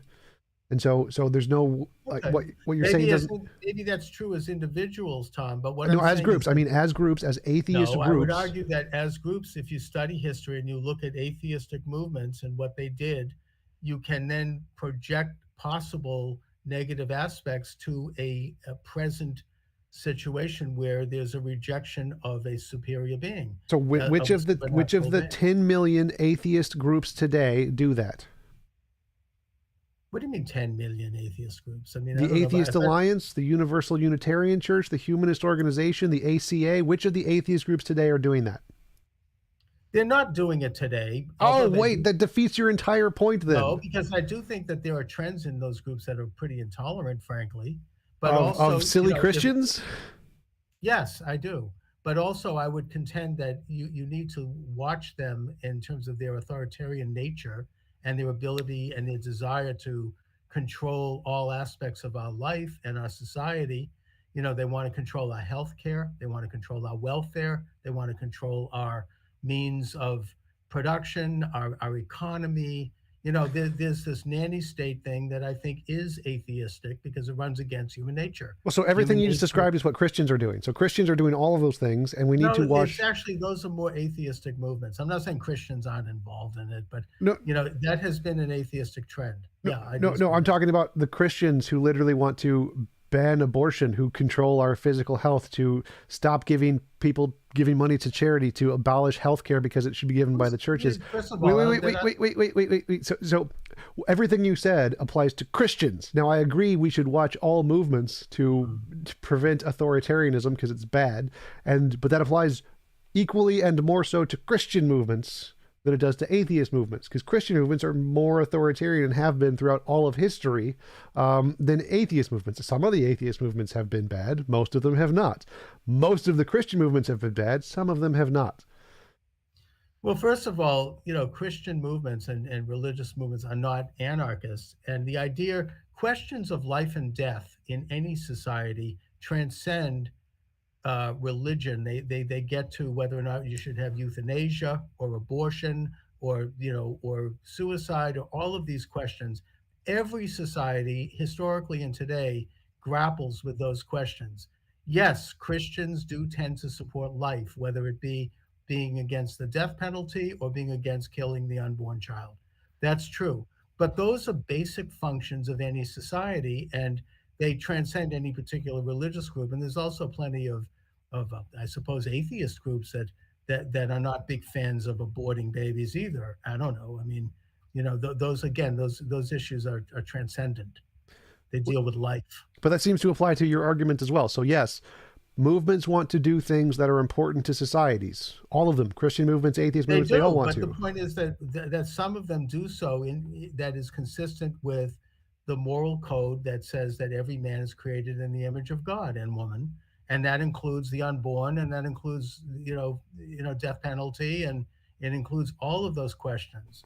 You know, yes. the basic function of a society is to protect the weakest minority, the most vulnerable minority, and that's the individual, and to protect children from, you know, prurient things and things that they're not mature enough to understand. You know, either they're not physically or emotionally well developed. A moral society protects their children, the innocence of their children, so they can grow up and become self-directed and sovereign individuals under God. Yes. So one group makes decisions based off a made-up belief that has no basis in reality, and one makes decisions off of the belief that all humans are valuable and deserve respect. And so it seems like the one that yes. that about sizes it up, Tom, actually. Yes. So the atheists who make decisions based off of human respect and evidence and valuing human beings seems to be the better one here. I would flip that coin the other way around, quite frankly. You know, those who consider, you know, the basic, what we've learned from thousands of years of trial and error, and what we've learned from the idea that rights come from outside of the state, are those who advocate things like life and things like preserving the innocence of children and property and the Well, wait, sovereignty. so funny you bring that up. Marty Mad Scientist has had a super chat. Did atheists steal children from homes of Indians and torture them in residential schools? No, that was Christians. That was 100% Christians. No, that was that was wrong, and it was a deviation. But atheists are stealing children from homes now. Some of these welfare agencies, like here in Massachusetts, they show up usually on a Friday night, and those are government organizations. If you're saying this is a Christian nation, those are Christian organizations. No, they're not Christian. They're part of this secular atheistic movement that has put that kind of power and authority into the state. You're contradicting yourself. If you're saying you said earlier, this is like the best example of a Christian nation. That's a government organization, so it's a part of the Christian organization. And now it's atheist because it's doing the bad thing you don't like, even though it's Christian. We are a Christian nation, but our government since the election of 1912, and I get into this in one of my books, has moved in the direction of socialistic, atheistic organization that doesn't reflect the average American at all. And that is involved with more authoritarianism and more centralized power in a federal and even increasingly in international governance. You seem to not understand that. Wait. You seem to not understand that all of the child organizations, adoption organizations, those states that take away kids, that's all run by Christians. They're Christian bias. They're run by Christians with Christian bias. No, they're run by Christians, and we know they're run by Christians because they don't give kids to gay families at a much lower rate. They're run by Christian bigots. I'm talking about the state agency here, which are Christian, the ones taking away kids are the Christians. How is the state of Massachusetts Christian? I mean, the state government itself. It's not motivated by Christianity, I can assure you. It is the organizations. It's not an organization. It's a state agency. There's a difference between that. A private organization that doesn't want to place a child in a gay family, that's their right as a private organization. And you get other organizations that do. That's competition. That's the free market. No, that's bigotry. That's illegal. That's literally illegal. Says who? The government. Why should the government tell a private adoption? I mean, as it is in Massachusetts, Catholic Charities had to shut down because they wouldn't do those placements. I would argue that whether or not they're right or wrong in that, that's their right as a private organization. The state should not interfere with that. You know, if someone a gay couple wants to adopt a child, there are plenty of adoptive agencies that will place the child. That's competition. They have a right to do that. That's religious freedom. No, that's slavery. So when it has to do with kids' lives, the goal of adoption is to help kids live better lives. And we know scientifically, we have all of the studies to show that gay marriage families do help kids live better lives, and foster parents live better lives. But when they're actually in the adoption system, they don't live better lives, and so it's bigoted to not give them to families. I tend to agree with you on this, but I only point out that we have in this country, we respect the concept of private rights of organizations, whether they be church organizations, except when it kills and hurts people. That's right, and no one's killing anybody kids. by saying that they're not going to do. No, because you can go to the organization down the street that will. No. If an organization will not give children to a family who will help the child live a better life, they are harming the child. So if you go to one that does. That's competition. No, you're not understanding. So if an organization will not give kids to families, then that organization is hurting the kids. And so that organization is evil and needs to be disbanded by the government because it's harming the children. Sounds very authoritarian. First of all, again, an organization it's not authoritarian to destroy companies who harm kids. That's just basic human rights. Kids. They are saying, go down the street. Do you think a hospital should be forced to perform abortions? If it's medically necessary, yes. What if it's not medically necessary? If it's not medically necessary, with my constitutional right, and you have to give me one. Well, as far as I know, abortion pregnancy qualifies as great bodily harm, so it's always medically necessary. All right. Well, I disagree with you. I think it's a choice that a hospital can make. Now, if a woman wants an abortion and this hospital says we don't perform abortions unless your life is at risk, you're going to die unless you have one, you can go down the street to another hospital which will. That's competition. That's part of. I mean, you seem to not understand that this is the private. This is free market. This is the natural system that Adam Smith talked about, the hidden hand of the marketplace, which is part of a moral society. You have a right to offer your services. The government have a right to tell any business you have to do? In other words, it's a voluntary thing. They're not killing anyone. You have a right. They're offering their services in their way, and you have a right to select them, just like you'll select what kind of candy you're going to buy. You go to a supermarket, you pick which kind of soap you want to use. That's how the free market works. Yes, and that's why we have laws against doing that, like discrimination against sex and race and different kinds of groups, because if we allow just the free market, certain groups will be seen as the out group and get less resources and be in poverty for hundreds of years. No, I think that if we have the free market, just economics. Everyone will find their own way of conducting. Look, I mean, I'm speaking here, by the way, as a Jew, who my late father, he wanted to join a yacht club, and he had a boat, and the yacht club here in Boston was anti-Semitic. They didn't let Jews join. So what happened?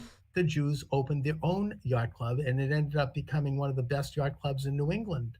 And that's how the free market works. I'm not condoning the fact that this yacht club would not have let Jews. Eventually they did because they had to accept visitors. But the thing is, the way the free market works is that you open up your own thing and you do your own thing, and the market eventually corrects itself because society will eventually become more accepting. You don't use the government to force people to do it. That's not the way we do. That's not the way. It has not traditionally been the American way. Yes, it literally has been. That's why all of the laws are in place against anti-bigotry and anti-racism, because if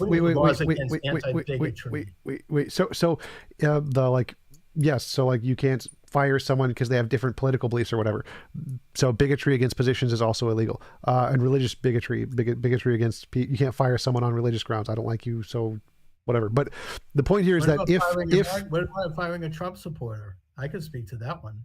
Not anyways. Wait. So if you going back to your point about the free market. So the free market, if the government doesn't force people to allow different groups who aren't the out group, whoever it is, to be accepted, then they will be placed behind everyone else. They will literally lose money and lives and starve. That didn't happen, and it doesn't have to happen, because people find their own way and they accomplish based upon their own merits. Die and starve to death. They don't find their own way. Nature kills you. Nature kills you very quickly. So we need to give people equal opportunity. In this country, usually we have tended, look, we're not a perfect society. This is not a utopia. But in America, we have tended to value accomplishment and merit, not whether or not someone is of a particular background.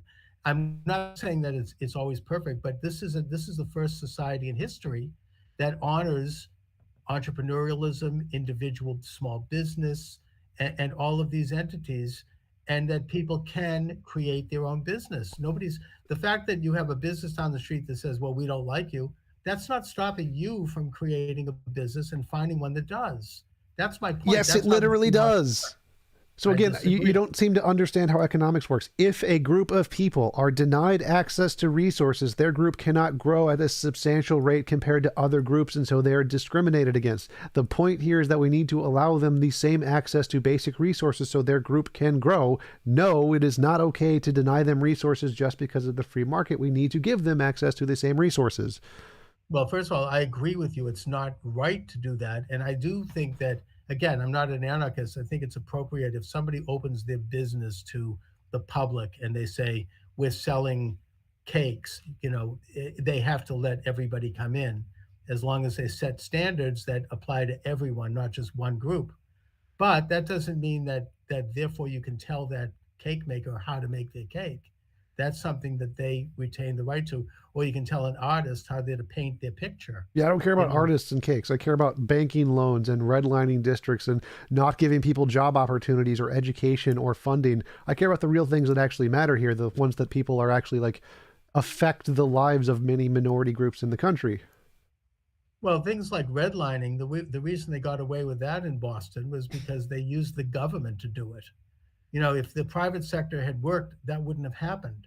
I mean, It there's a good literally book about happened in this. many of the private sectors. Many of the private sectors have literally done this, where they use redlining and Yeah, are but still it using wouldn't. redlining I today. understand that, but if a private sector group says, "Oh, we don't want to invite black people or something," They first do of that. They all, literally do I that. know they do it and it's wrong, but the point is the way the free market works is that if they're not using the power, when it becomes a problem, it's when they use the power of the government to enforce that either way. And if they're doing it, if you have like a private group that says, well, we only want Jews and we only want Christians, we only want atheists, that's even though you and I might think that's wrong, that's their right. It's your right to form an atheist club and not invite a Christian. What if a Christian wants to join your atheist club and they said, well, you're violating my right. I want to become president of your club.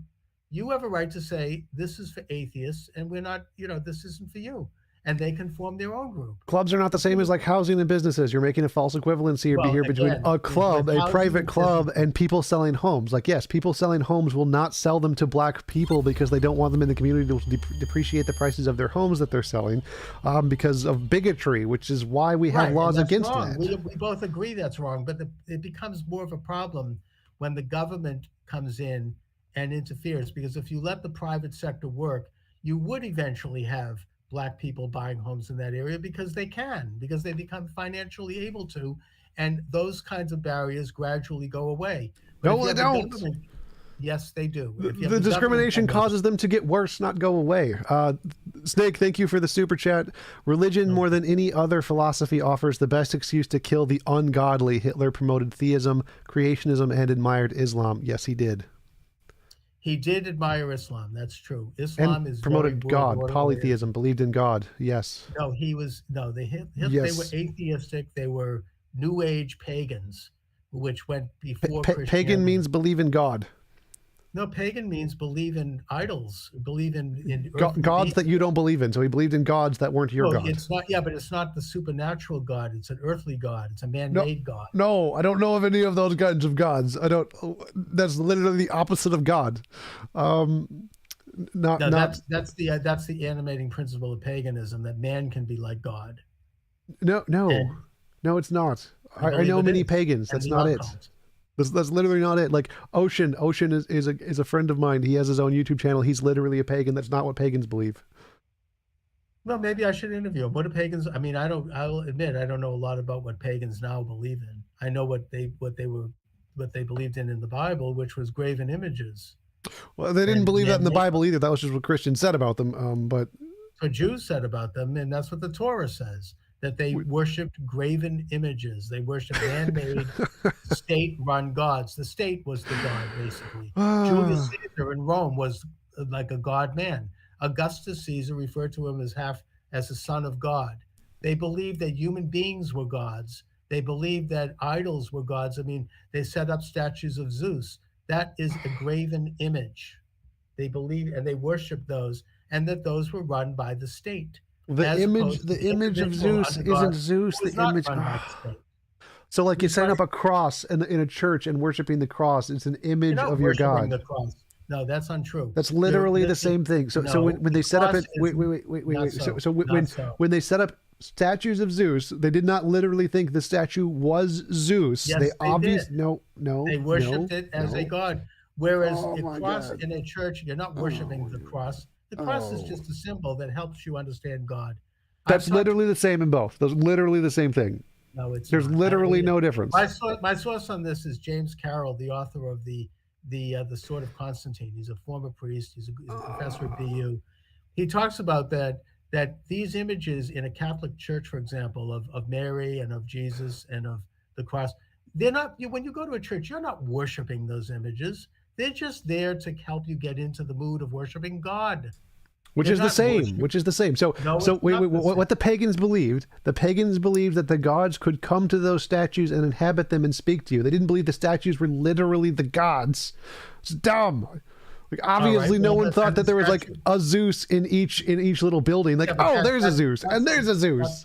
Okay, Tom, but that's a lot different than the idea of simply having a representative to remind you that there is a transcendent God that is separate from man, that is supernatural. That's literally Those, the same thing. no, Christians think that look, God comes to them too. we're on Oh a my merry-go-round God. here. Why don't we move to another thing? I mean, Oh my I God. disagree. Christianity does not worship idols.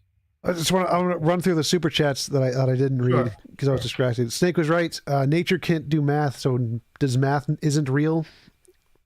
Math actually, I mean, in my book, God is God, which, I mean, I could just mention if you don't mind. Yeah, I don't care. Thank you. That's my book. I basically suggest that there is evidence of God because of mathematics and the principle of zero, which was something that is the underpinning of the theory of arithmetic, and that is that the symbol zero represents nothing, whereas any other symbol, whether it be positive or negative, represents a thing. 1, 2, 3, etc. -1, -2 is a projection that eventually becomes a thing. So, how is it then in nature that you can create something out of nothing? Because the mathematical equation is zero cannot become something. Zero plus or zero minus zero is zero. So, if you cannot create something out of nothing in an abstract sense using mathematics, then there had to have been a moment in history, however it happened, where something was created out of nothing. And the only way that could have happened was by what we call God. Okay, that didn't make any sense. So you're saying that because we imagine a zero, which is a lack of an object, that means that the universe must not have existed? How do you create something out of nothing? You can't. You don't. That's never happened. That's right. That's right. Which is why there had to. Then how did the Earth come about? Because the Earth is something. Because nature always existed. There was always a thing in nature. So then it's eternal. Then yes. I mean, this is okay. I mean, that's a belief. That's Eastern religions claim that. The New Age claims that. Physics claims that. Like all of the physicists. No, it doesn't claim that. Yeah, yes, it does. Liebknecht didn't. The point is that the Judaic idea is that the Earth was created, the universe was created. Before the universe, there was no universe, and that God is the vehicle, of supernatural vehicle that somehow made this possible. That's still not creating something from nothing. If God already existed, then he's creating something from himself. Like for nothing to exist, that means God couldn't exist either. God created something out of nothing. No. God, if God existed, something existed, right? Right. If God existed, something existed. Yeah, but the Earth and the universe was created by God. That's fine. That's fine. But that's not something from nothing. So nothing literally means no things exist, including God. So nothing would be not God. We're getting into now a very important kind of metaphysical question, which is what is God? And that's something that as natural beings, we can't perceive fully. It's a mystery. I'm willing to leave it at that. We don't know what God is. What we do is he a something? We don't know that. Probably, I have no idea. I'm not, what am I, The point is that the Judaic understanding, and it's not presented as proof, is that the universe and the earth and man was created out of nothing, that there was nothing, then there was a creation, it was a big bang, if you like, and then you had something. Because so is God nothing? Is God nothing? God is both nothing and everything. It's like, it's hard to explain. It's beyond our comprehension. Can you accept, Tom, that there might be some things that are beyond human comprehension? God is nothing. Atheism is true. No, because that's what atheists say. Atheists say God is nothing. I'm saying that what God is a mystery that's beyond our ability to comprehend. Because we're humans, because we live in the natural world. And if God is supernatural, it's beyond our comprehension. And I accept that. Well, I think that's different from nothing. Something... So something we can't understand is something, and nothing is something else.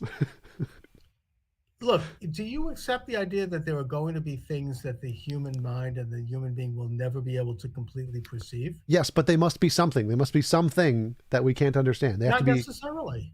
We don't know what they are because we can't perceive them. You're engaging in a contradiction here.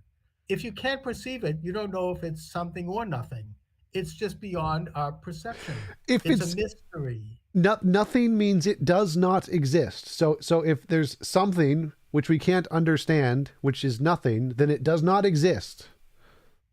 No, it's just something beyond whether existence or non-existence. It's something we cannot perceive. But That's what I accept. And I something believe, we and if can't you do claim you perceive. can perceive it, then you're engaging in a fallacy if you say you can perceive God. No. I'm saying that if something exists which we can't understand, like absolutely, there's many things we can't understand, and they exist. They are still something. They are a thing that exists. They are some meaning we don't know, thing meaning existing object. So they are something we don't understand, which exists. That is the opposite of no thing. No thing is a non-existent object. So no thing means nothing. Nothing means it does not exist. So there cannot be an object which exists, which is nothing, because those are contradictions. Well, look, you're using a rational mind here and you're using it quite well. But the idea of a God is something that is beyond the natural, rational ability to perceive. That's why it's God. It is outside of nature. It created nature according to Judaic understanding. And that the world is the creator of the universe and the giver of the law. It's something that happened beyond our ability to perceive, and to suggest that we can perceive it, I think, is a form of arrogance. I mean, we don't know, but we do know from the mathematical equation that you cannot create something out of nothing. I would argue, and it's my belief, I can't prove, that something that created something out of nothing, or whatever it is, can only be explained by a supernatural event, by God, because you cannot create something out of nothing. Zero cannot become one. There's no way. Zero is zero. Nothing is nothing. Yeah, so I agree. You can't create something out of nothing. But my position would be is that there was a necessary natural thing that's always existed that created the universe, and it doesn't have a mind of any kind. It's just a physical force, an unguided physical force. Well, we disagree on that. I don't believe the universe is eternal. I think the universe is created. I think the earth was created. I don't know how it happened. I'm not claiming to know, but I believe that is what happened. And I think that from that, man was created in that image of God, and that we have a purpose in the world. To what that is something that we can explore within ourselves, but we have to do it with the understanding that we're not gods. We're images of God, so we're imperfect, and we see things through a cloudy lens. We cannot know all truth. That was the sin of the Garden of Eden, that Adam and Eve felt they could become as God by partaking of the forbidden fruit. Now, I'm looking at that metaphorically, not literally, that by doing so, by taking a bite of the forbidden fruit, they could replace God in heaven with themselves as the all-knowing beings. And that has been the sin of that's occurred in every generation, that man can become like God because there is no God. They can become transcendent. They can have supercosmic consciousness, and thus they become superior and have some kind of a moral right to bring other people into that come hook or crook, including maybe getting rid of people who disagree. Okay, we've been going for an hour and a half. Appreciate you coming on.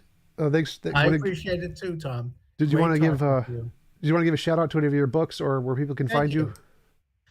Well, I mean, my program, charlesmoskowitz.com, is broadcasting live Monday through Friday, 10 p.m. to midnight Eastern Standard Time. You could go to my website, charlesmoskowitz.com.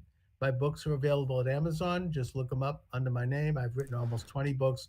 Most of my books deal with politics and culture and economy, and only recently have I started to write about spiritual things. Tom, I really appreciate you having me on. Great guy. Thank you very much, Tom. Yeah, thanks for coming on. Really enjoyed the conversation, and I will let you go. I'm going to start the after show, so you can just close the screen whenever you want. All right. Thanks a lot. See you later. Bye-bye. Thank you. All right, guys, after show. Anybody would like to give their comments, review of what they thought of the debate today, please feel free to join the Discord and give your opinion. I would love to hear your opinion and your thoughts. You can put them in the comments as well. Comments are good. Or you can join the after show at the Discord after show. It's right there on the screen right here. This part right here, the after show. If you'd like to talk at everyone after show of today's debate. Debate. That's probably not corrected, spell checked, but it's fine. Adam. Yep, the Earth was created by physical processes, BTW, secular Jew. So you're only half right. Atheist Jews rule. Correct. Wow. Everybody join the Discord. Join the Discord. It's this thingy right here. Put it on my face. Oh, that was insane. Yes, it was. That was so insane. That's a good summary. Oh, just a man digging himself into a bigger hole while trying to sell a book. Yes. It was whilst also knowing nothing of what he's saying. Well, it depends on what you mean by nothing now. Come on now. You can have a nothing guy. Sorry. He does know something, so it's technically not nothing, but the thing he knows doesn't hold any value, can we say? God, yeah, I loved the God is nothing part. That was beautiful. I agree. It's the whole time, everything he was saying, you were just going, no, that's wrong. No, just keep talking. Oh, man. How are you doing? You know what the sad thing is? He probably sells books to a very specific demographic. Well, I mean, I wouldn't consider his demographic the most diluted. Like, there's flat earthers, they exist. Yeah, but like I was literally, my keyboard's not working at the moment, but I was trying to type before that I know flat earthers that have got more sense than he's at the moment, because he doesn't realize the traps he's falling into. There is flat earthers that know the traps they fall into. That's true. Yeah, there are some very well developed flat earther debate tactics that are intelligent, if very silly. Thank you for the super chat, Mr. Matt. Just caught the tail end of that. Tom, it was something else. Lol, good shit like always. Appreciate it. Thank you, Mr. Matt.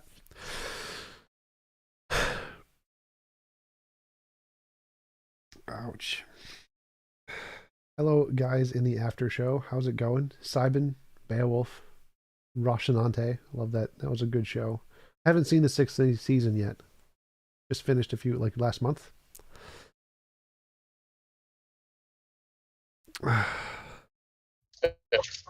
Sounds like it went well, TJump. I'll have to watch it later once I'm off work. Yes. Good old almost dumpster fire. Perfect. That's exactly the thing you're looking for. Yep.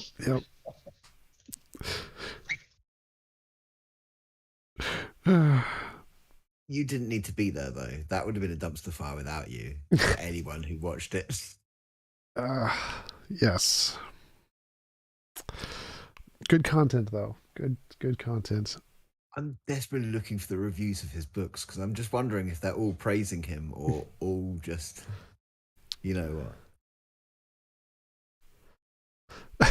Was it worth replaying? Adam asks. I think that's kind of like one of those questions. Like, it depends on what floats your boat. If you're actually looking for like intellectual debate with the professor, not your thing. Looking for more dumpster fire than dumpster fire creationist flat earther, definitely your thing.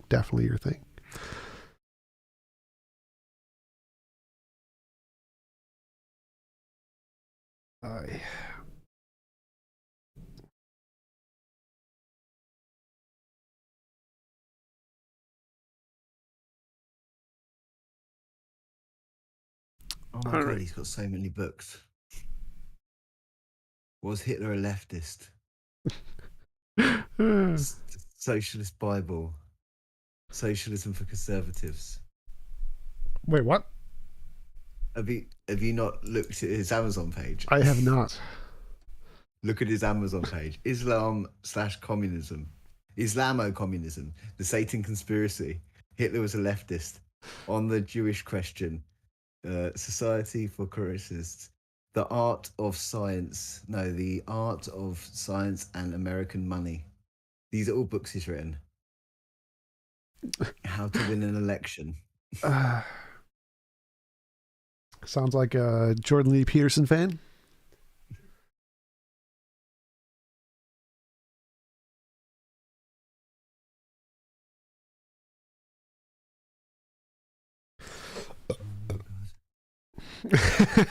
Adam's like, count me in. The Nazi Connection to Islamic Terrorism. I wonder if that means like modern Islamic terrorism. Like that's going to be a rough one. Did communism give birth to modern Islamic jihadism? YouTube host Charles Sauls demonstrates how Islamic terrorists were recruited and financed and trained by leftist socialist unions, and how its philosophy and religion started. Leftist socialist unions? You mean like the government, the military? These have all got 4 stars. Wow. They're honestly good books. What is it? What is that big lefty guy that people always... George Soros. George Soros trained all of them. The revolutionary mind of counter-revolution.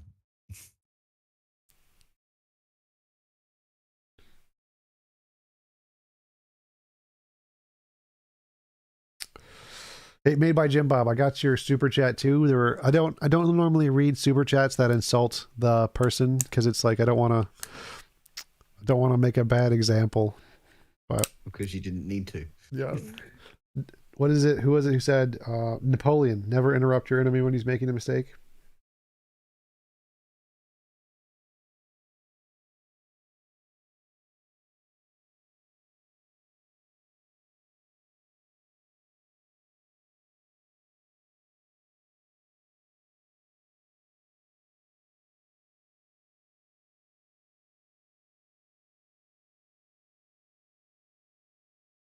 Anyone else got any questions, comments, anything?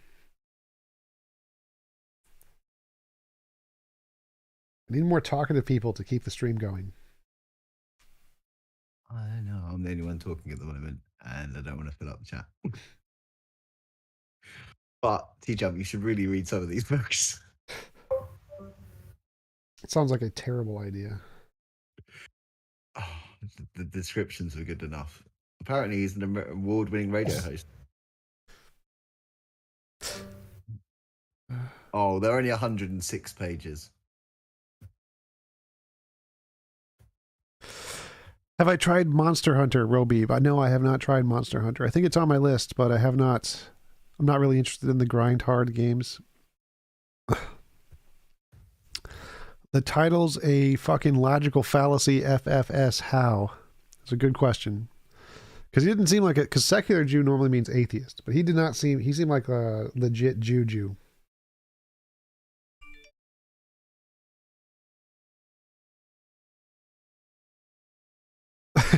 I am left aghast, agog, agag. Yes.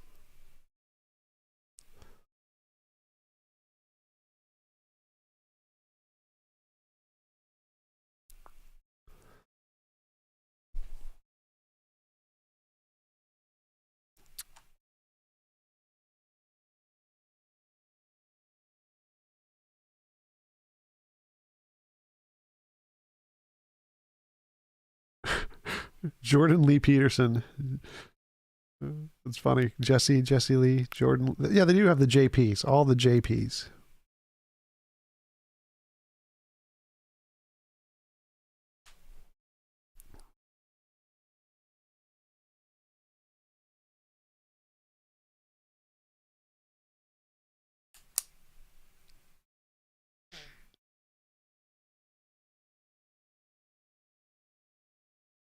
Does it worry you that he influences quite a lot of people?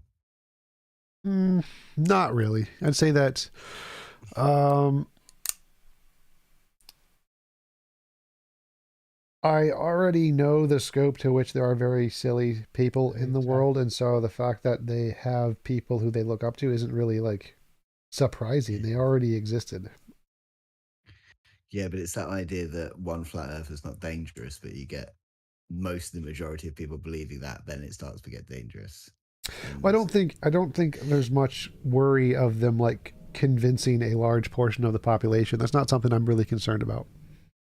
Yeah, but I'm using flat earth as bad analogy, but he can get to certain people by spreading lies, by seeming intelligent, if that's anything, if I'm trying to say it. It's just like the way he speaks is more believable maybe to a majority of people than, say, flat earth is. And he can convince a large sway, hence the storming of the Capitol and stuff like that. Well, again, I don't think that... One comment. Trump got elected. Well, I'm not sure that that those ideas would motivate a lot of people who didn't already believe what he was saying. So I don't think it's going to convince anybody. Like, obviously there are already a lot of very silly people, but he's not like creating them. He's just having them go to his channel or whatever. So I don't think he's creating more silly people. So that's why I'm not really that concerned. Like, the silly people already exist, and the fact that they go to or follow him doesn't create more silly people. It's just the fact that they group together. It's a dynamic equilibrium. Silly people and not silly people. It's very weighted in the silly people side. Silly people can be kind of drawn back into not being silly people. And we need to do that as much as we can. Or we get more Trump. More Trump. You're roboting a little bit, biologist. You got a little robotiness in your voice. Yeah, I know. I've got issues with the microphone here, so I just wanted to add that to the comments that were made before about not being bothered about influencing people. Yep. I'm definitely someone with views that most of this room would call me in the category of silly people, and I would say that that guy is more of a colander effect, because I would go far away from that guy. Yeah, I wouldn't put you in the silly people category, Bob. I'd say that you're more in the closer to rational level of theism. Well, yeah, but I don't think he's silly because he's a theist. I think he's silly because he doesn't really know what he thinks when it comes down to it. Exactly. I think he has no commitment. I think he was just like kind of wandering because he writes so many books. He might be wandering into a new niche and he just doesn't care. I think, like, I don't know, I'll just go in here. I mean, I can't assume that to be absolutely true, but it seems like he doesn't really. He's like, I could write a book on this. Yeah, I think his talking style was more just rambly. But that's just how some people are. Frank Jones, what is your problem with Matt Dillahunty? Like, I don't have a problem with him per se. I think there's a problem on the left of people who will call people bigots or misogynist or transphobe just for defending positions, even though they just have factual disagreements. So there's a problem on the left of the inability to distinguish between factual disagreements and bigotry. And they just say anyone who disagrees is a bigot. And that's the thing that's the reason I take anti-leftist debates, because I think that it's a problem on the left that they just demonize anybody who disagrees factually with their position and lumps them in with the people who are genuine bigots. Yeah, virtual signaling. Yes, they are. The left and the right are both in echo chambers, which is very silly. Yeah, but you shut down thought that you think is beyond your rationale or beyond your community, and then you just stagnate, don't you? That's what happens. Yeah, in echo chambers. Yeah. He did do all the talking points, though. He got back to morality when he couldn't go anywhere else. Yep. I did notice that. Like, he would definitely change topics a couple times where I was like, I brought up a point and he changed the point. It's like, wait, whoa. But it was thought out. He's obviously had those conversations before and gone, well, I can't answer that, so I'll change to that. It's obviously worked for him sometimes. Yeah, I don't know if it's thought out or more just a habit.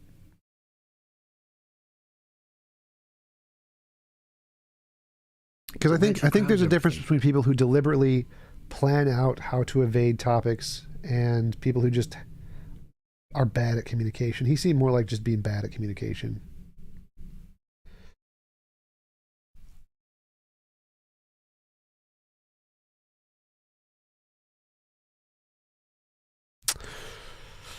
Yep. Jason Torn I had a discussion on TERFs and trans rights and was immediately called a transphobe. Exactly. That's the thing, is that you can't disagree or hold a position or even ask questions without being called or demonized, because they can't differentiate just factual debate and bigotry. Just anything that they disagree with is bigotry. It's a sacrosanct ideas in the religious or the social justice sphere.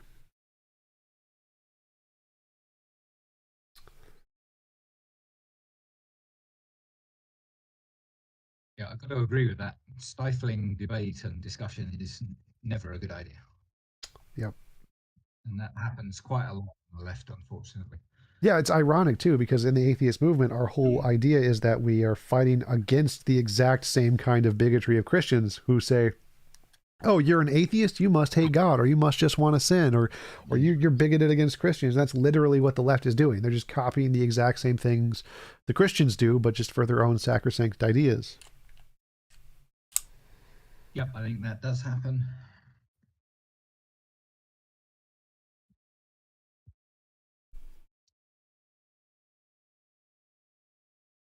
Do you think that's because of Matt's platform?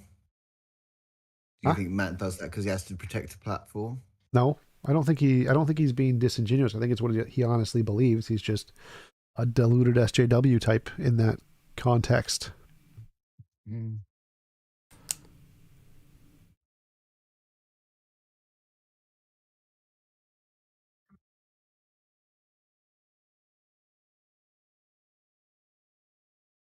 And I do think it's a big problem with a lot of people in there, because even though Matt is, I think, super SJW, even he got into fights with his staff, V and Eric and those people, about not being social justice-y enough, I guess. So there's definitely, I think that's a huge problem in the community, and there are definitely worse people than Matt, for sure.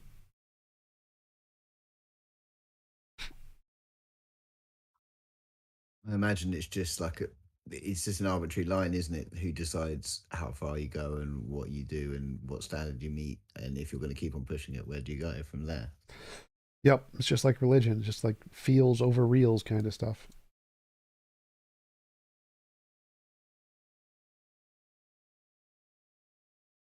Yeah, there's an us and them thing, and unfortunately it goes on sort of both sides or multiple sides of any debate. Yeah, the in-group, out-group thing where people, it's the same, it's the exact same human fallacies that happen in religion that are happening on the left. They just don't realize it. And it's ironic because most of what atheists have been doing has been fighting against these exact same fallacies. And so it's ironic they don't realize they're doing those exact fallacies that they've criticized on the religious spectrum, which makes them kind of hypocritical in a lot of ways.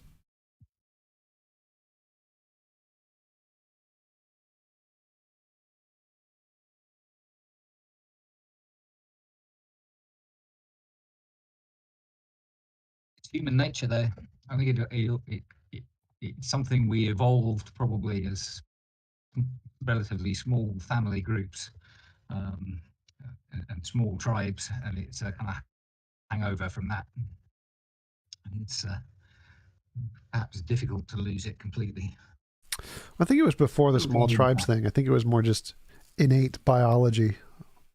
I think it was like the type 1, type 2 fallacies of hear a rustle in the bushes, run away and survive. So you always think that the rustle in the bushes is a monster or whatever, and that group tends to reproduce. Yeah, maybe, but I think it might just be that. But the sort of evolution of hominids in Africa, there appears to be a lot of different hominid kind of groups and species, and probably existing in fairly small groups, and the others would be seen as rivals, and there probably were sort of wars and battles, much as happens between groups of chimpanzees on occasions.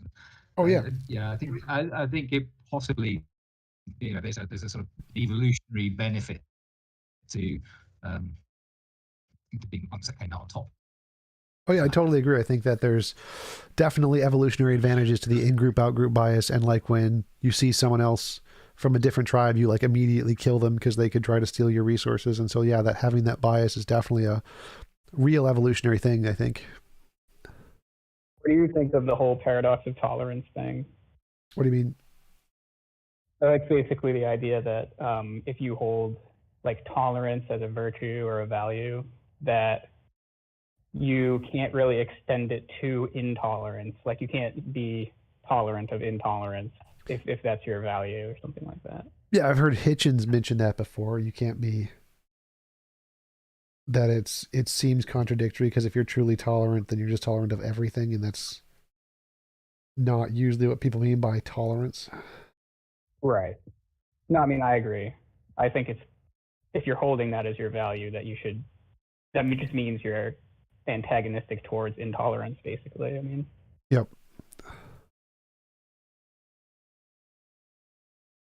Tom, have you had a debate against Black Lives Matter as from the position of all lives matter? Have I Yes. seen that? Yeah. Is that because that's your position, or is it just to kind of highlight the intolerance of the SJW position?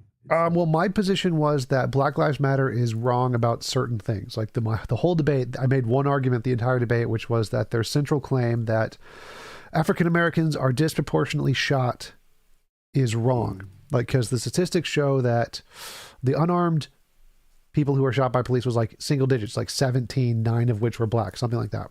And then the total number was 1,000 something people who were shot by cops, and 37% were black. 37% of the people shot by cops were black. And of course, they're 13% of the population.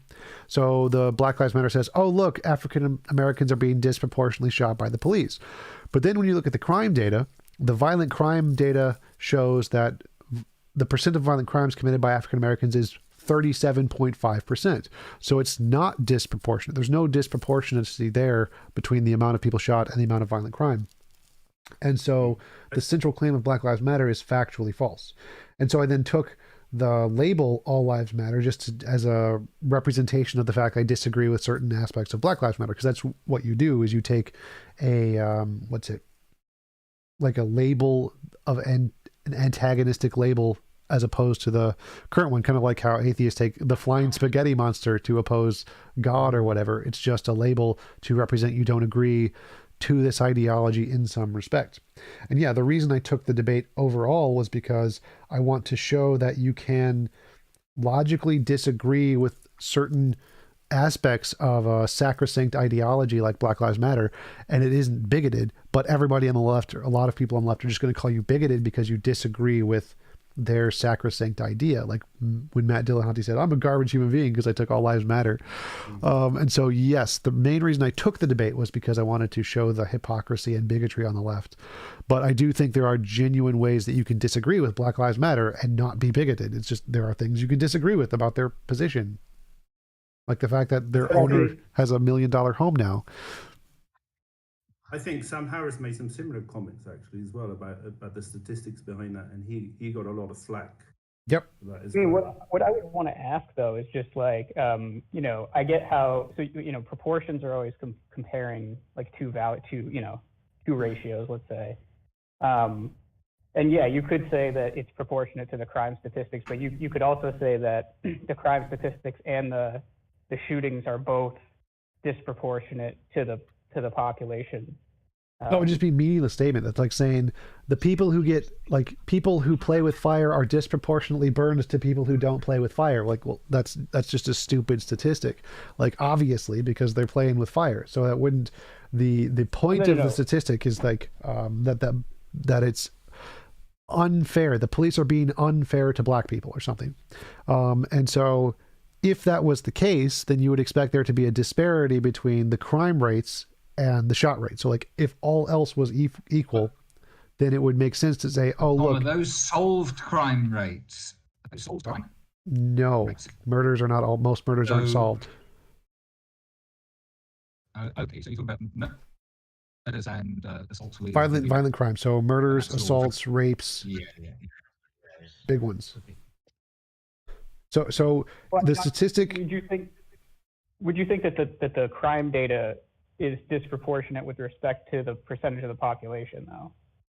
What? So you would say that like a disproportionate amount of violent crime is committed by like a certain percentage of the population. That's right. Sure. So like 13% of the population commits 37% of violent crimes. Yeah. So that's like not in proportion to the population percentage. Well, that would be in proportion because it's 13% of the population, 37% of the crimes.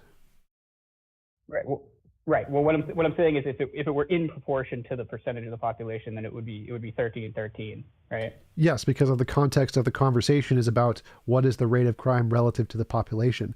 But if you're making a comparison, are police unfair to a group, then you would have to compare, is the amount of police interactions with that group proportional to the amount of crime, what the police do? And so the problem here is that when Black Lives Matter says that African Americans are shot disproportionately, the framing of the conversation is the context of the conversation is, are police more unfair to black people? The answer is no. And the way you know that is because you can compare the amount of African Americans who are shot by police to the amount of violent crime of what police do in that area. So it's the whole point of the reason it's a mistake that statement is factually false is because the framing of the conversation is about, are police being unfair, not about, is it just a random population thing? Well, I mean, you could, and this is more like of a devil's advocate sort of, because I'm not totally disagreeing, but I think if you wanted to talk about causal, like what the causation factors are, you might just be able to make an argument that that the crime data and the police response to the crime data are both caused by some unfairness or something like that. By the police? It couldn't be caused by an unfairness by the police. That wouldn't make any sense. Well, that's sort of what the interlocutor offered as an argument as well. I wanted to ask if you considered the crime data from poor white neighborhoods versus poor black neighborhoods. Yes. What about it? Poverty causes an increase in crime rate for everybody. Your conclusion. How does it affect my conclusion? It's the same. So like 67% of people shot by police are white. 67% of violent crimes are white, or like white and Hispanic. So the percentage of people who commit violent crimes who are white is 60 something percent, and the percent of people who are shot, no, it's not. Is it 50? No, it's 50 something. No, it's 63%. So 63% of white people or non-black people, I think it's because I'm combining all the other races or whatever, commit 67% of the crimes and are 67% of the victims shot by police. Yeah, the question stems from your interlocutor's argument that black communities were over-policed, and I was considering that could be ruled out if you looked at poor white neighborhoods and poor black neighborhoods. They probably have similar crime rates if the shooting is, the rate of people being fatally shot is similar in those kinds of neighborhoods. That would eliminate race as a reason. Yes. So in many neighborhoods, the violent crime rates are higher in all poor neighborhoods, and the policing is higher in poor neighborhoods, both of all racial groups. Anybody Go ahead. Yeah, like I was going to say, like I think that the idea that it's like, oh, that everything is the cops' fault and the cops are responsible for everything is clearly wrong. And you could just say that the cops are like part of this, broader picture that isn't really like, it's not that they are responsible for these sort of disproportionate statistics and stuff like that. But yeah, the socioeconomic conditions are probably more relevant. And then presumably like there's some causal reason behind why the African American population is disproportionately poor. And that's not necessarily the police. Maybe the police prolong that condition in some ways. But by doing their job, I don't think you can assess that unless prior to like back when they were like 1950s. Like they could be doing their job, but like the laws that they're enforcing could be somehow discriminatory.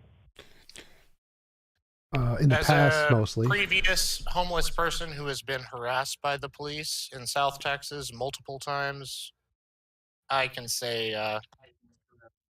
gotta disagree with you on that, TJ. What? That being discriminated against homeless people isn't a racist thing here. I don't know. It's not racist. I'm a tall white guy. Yeah, so I don't know how it's a socioeconomic issue. They hate poor people. Yes, I don't know what that has to do with the topic. Because I think the topic can police be like discriminated against black people, which keeps them in poverty? Well, they treat all poor people like shit. I agree they treat poor people like shit. I know that homeless people spend more time in jail than they do on the streets a lot of the time.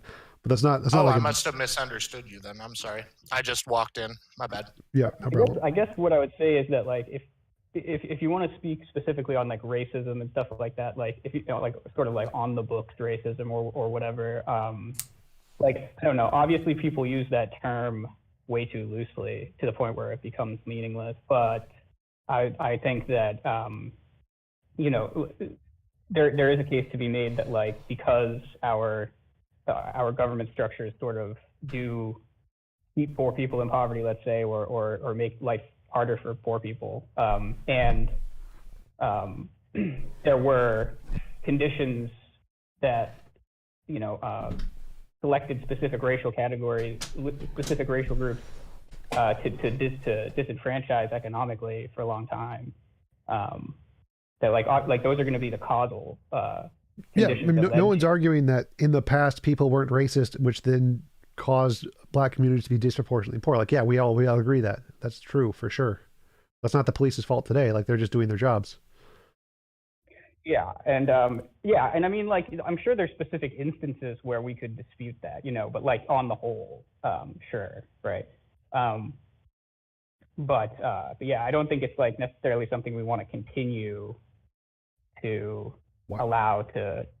We don't want to make this situation worse or like anything like that, right? We would want to somehow make this more equitable, right? I'm not sure what you mean here. So police today are just fighting crime. There's obviously some racist people. Yes, racism is a real thing, but in general, police are just fighting crime, and we shouldn't stop that. They're doing their jobs. Obviously, we should try to fix the poverty issue, definitely, but we shouldn't do that by not fighting crimes. Like, the police are doing their jobs and they're doing an okay job at it, I guess. And so that's not the area the problem is. The problem is not with the police. The problem is with the poverty and the crime. Those are the things we need to fix, not the police.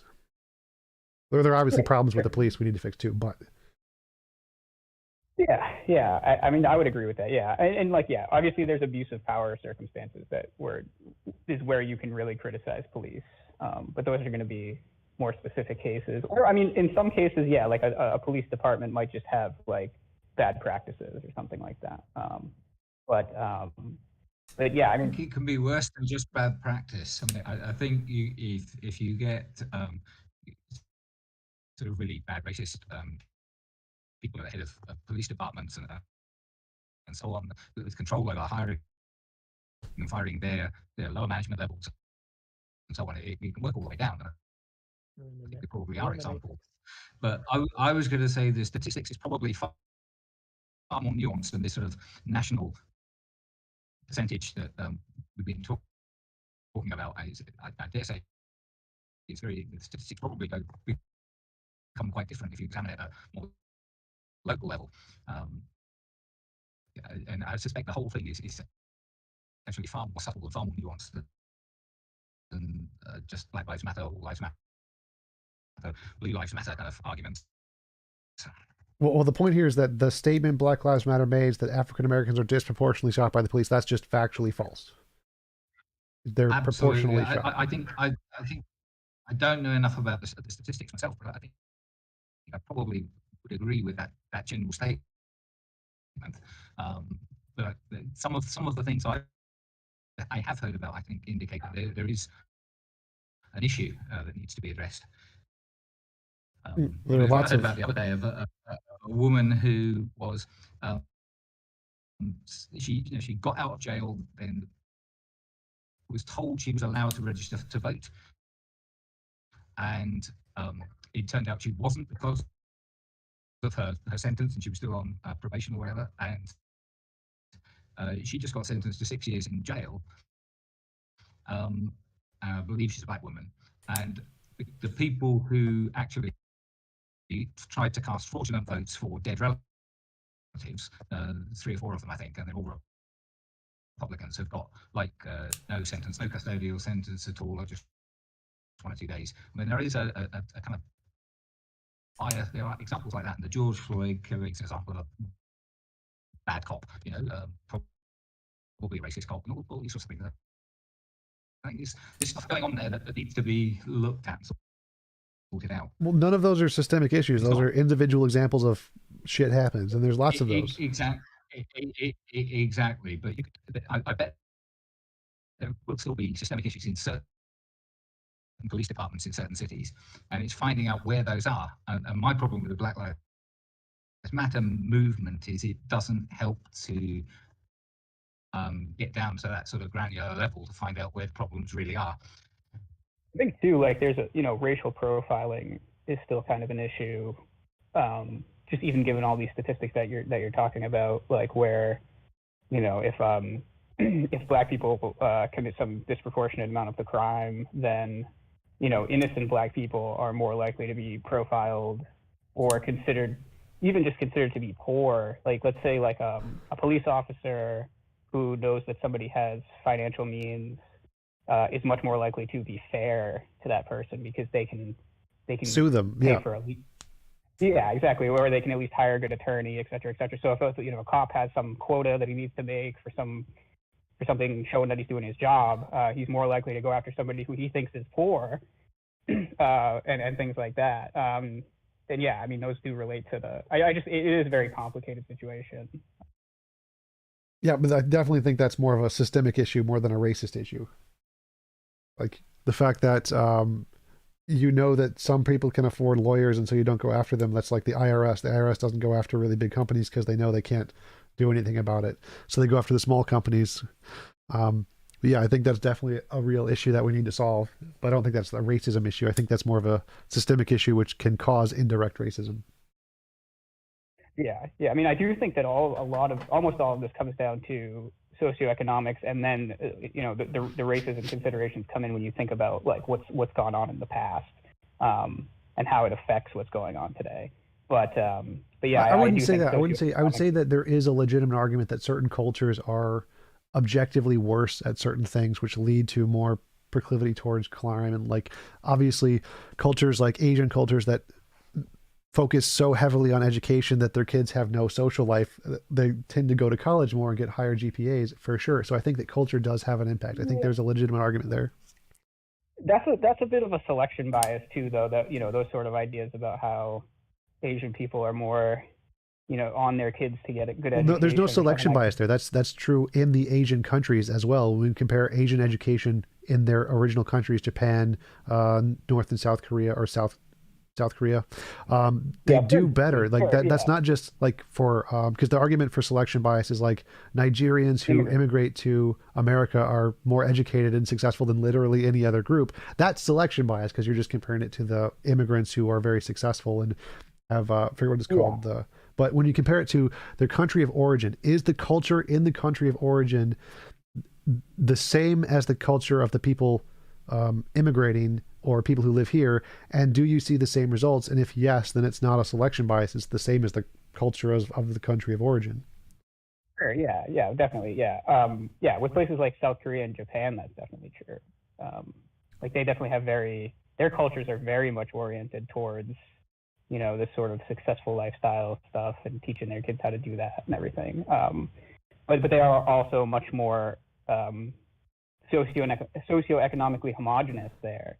And I'm not talking about like racially homogenous. I just mean that like their distributions of means are fairer. They don't have like vast swaths of poor people, Well, it doesn't affect that's not like relevant to how the culture affects people.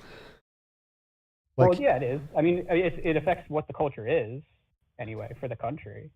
Yes, but the argument here is, are some cultures objectively inferior to others? The answer is yes. Why doesn't really affect the argument here. Is it, I mean, yeah, like on a metric, on a certain metric, maybe, yeah. Because I mean, you want to take that.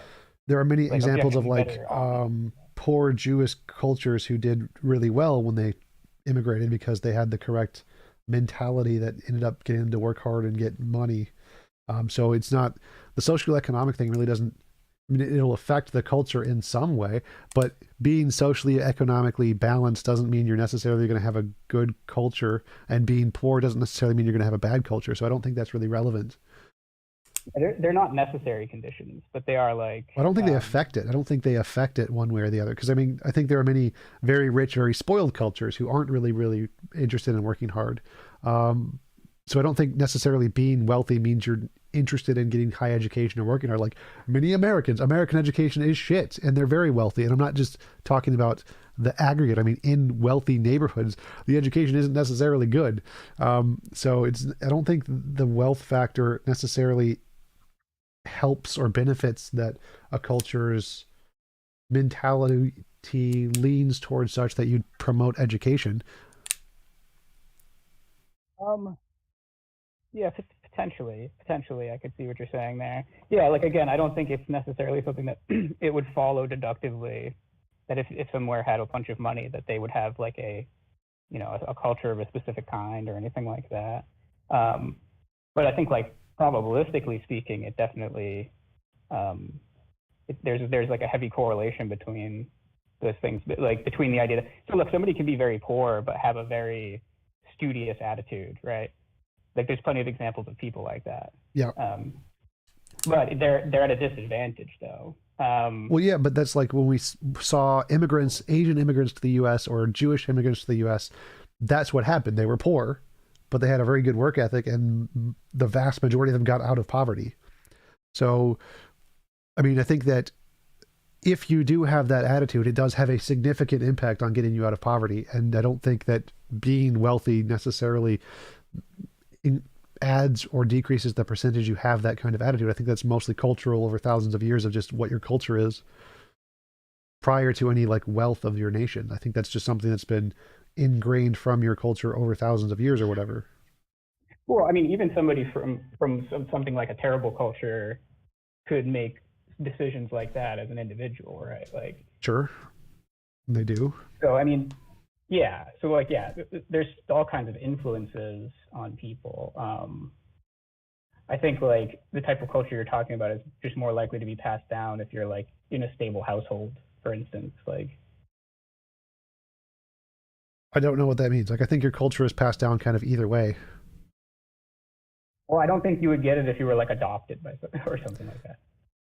Right. Like, obviously, if you're adopted, you'd have your parents, you get your culture from your parents and where you live. So it's passed down that way, not like gene based. It's not like gene culture. Yeah, exactly.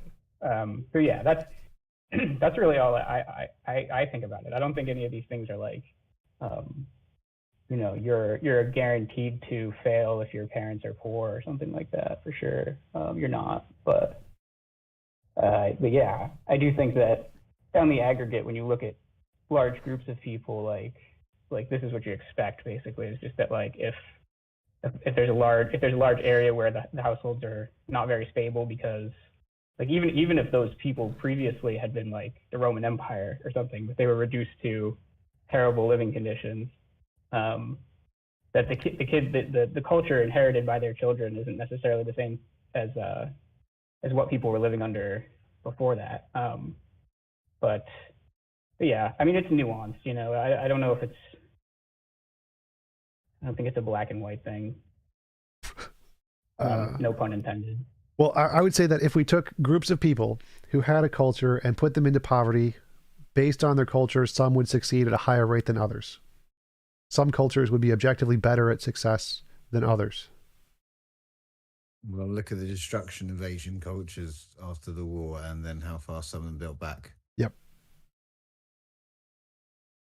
So, I mean, would you disagree with that? Would you disagree that there are some cultures, if we just took all of their kids or families or whatever and just put them into poverty, some would definitely raise faster and better than others?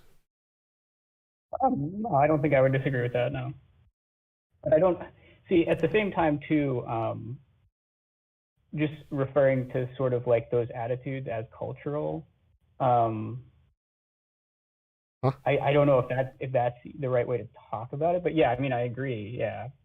What other way would be? What would be the other way to talk about it? You can think of it as like a philosophy of living, if that's what you mean by culture. Like, I don't. So by culture, I mean like how they teach their kids, make them focus on education, what they teach their kids, what the things they value and focus on, like religious values. People in Islamic and religious countries focus on religious education rather than scientific education. Like culture just means like the tendencies of things they tend to value and spend their time doing, and the way they raise their kids, like just probabilistic. Yeah. So, I mean, I think And I culture do is think the right for that. with respect to what I value, right, I could say that something is better than something else.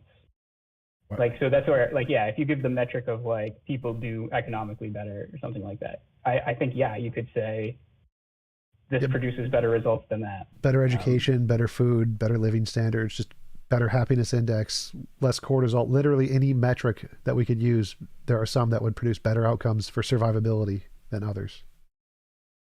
Yeah. Yeah, sure.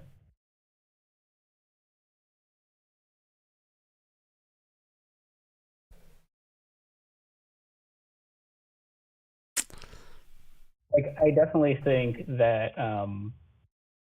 you know, you can be pretty critical of various aspects of like American subcultures. Like, some of them are very bad at those things that you're talking about.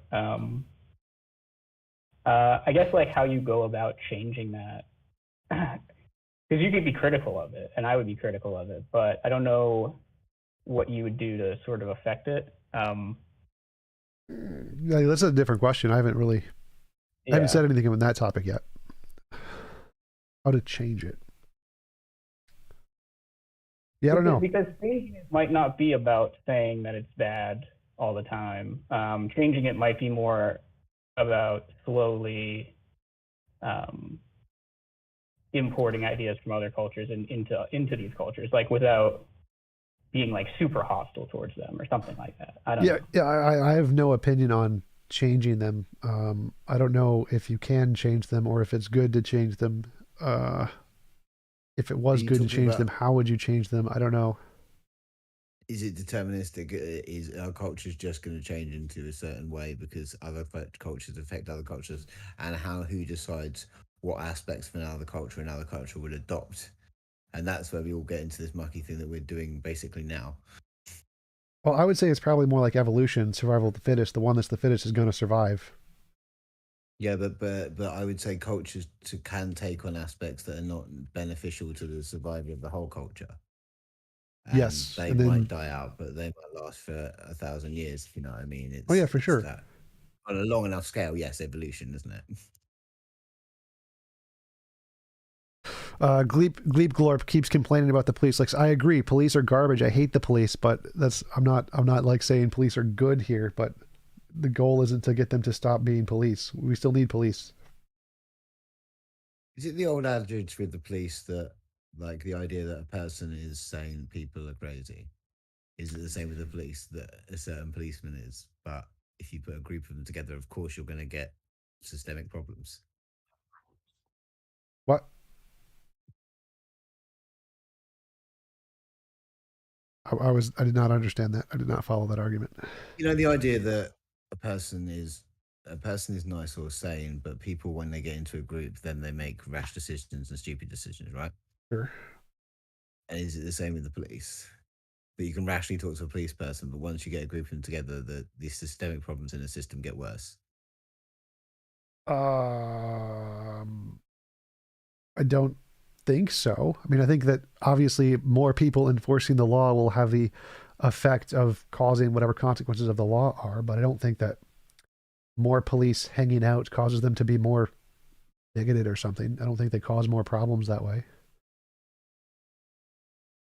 I'm thinking it might be the opposite, actually. The more police, I would say that the more police there are together, there's going to be more of them who are good cops, and hopefully, as long as the ones in charge are good cops, that would lead towards more adherence to the law, since they're obligated to listen to the law. As long as they are together, and some of them adhere to it and some of them don't, it's more likely that they could then tell the supervisors or whatever who are obligated to make them forcibly listen to the law.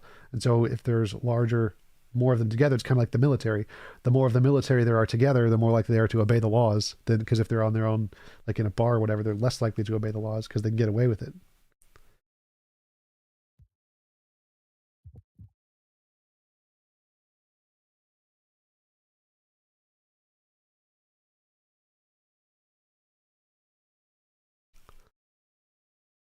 Certain people can gravitate towards certain occupations as well. They say certain types of people might be more attracted to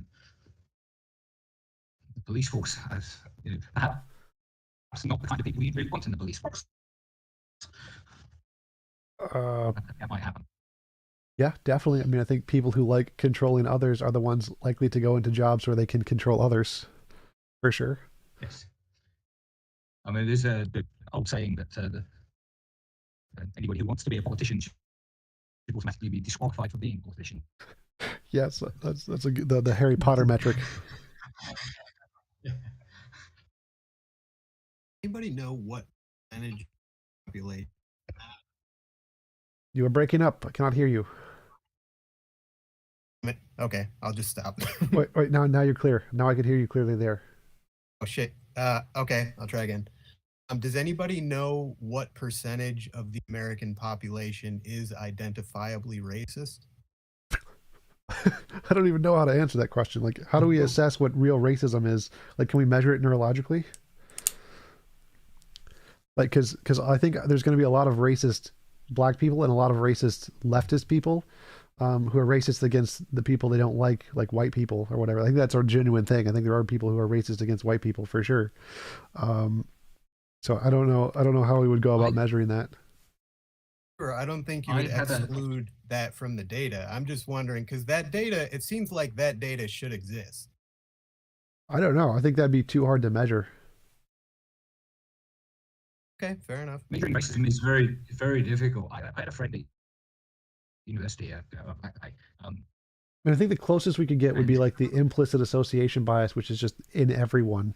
Like all humans have the implicit association bias of some groups are better than others or have different associations. That's not really racism. I don't think that's racism. That's like low-level biology. Yeah. About like. So I think that would be a big problem is like how you define racism and how you would identify that in somebody. Yeah. But he tried to. My friend, he tried to persuade me or say that I had some trace of racism. I tried very hard all my life not to have any kind of racism or bigotry at all. He took me into a pub in South London, which was, nearly everybody in the pub was black, and we just casually took me in for a drink, and we were sitting there drinking, and he looked at me and he said, "You feel a little bit uneasy, don't you?" And I had to admit, yes, I did. And he said, "Well, why?" And I have to go to pubs where there are nearly all white people there all the time, and it really hit. I think that's the implicit association thing. That's true of anybody who's you think of people who are similar as better, and if they're different, it's worrying, and that's just a natural part of human nature. Yeah, it's also anecdote. Well, no, I think that's true. That's yes, a thing that happens. It's not data, absolutely. Yeah. So I want to push back a little bit on a comment that was made before about IAT's implicit association and it just being biology. If you actually looked at the body of literature, it showed you differences between groups when taking the IAT. So it pushes against the idea that it's just biological, right? Oh yeah, it's sociological, but the cause of it is the biological result of evolution, where you see and associate groups who you like for whatever reason, and that part's biological. So the cause of it is inherently biological, but the specific things that you see as good or bad is sociological. Well, sure, that the underpinnings are biological, but again, the differences showed that there were particular groups that had stronger implicit biases as opposed to other groups, right? So it leans more towards the sociological. The underpinnings are just present. The biological underpinnings are the potentiation for that, but the actual outcome showed that sociological impacts are what directly influence that, more so. Oh yeah, for sure. There's definitely differences between groups of who is more affected by it and what they think is more or less good or bad.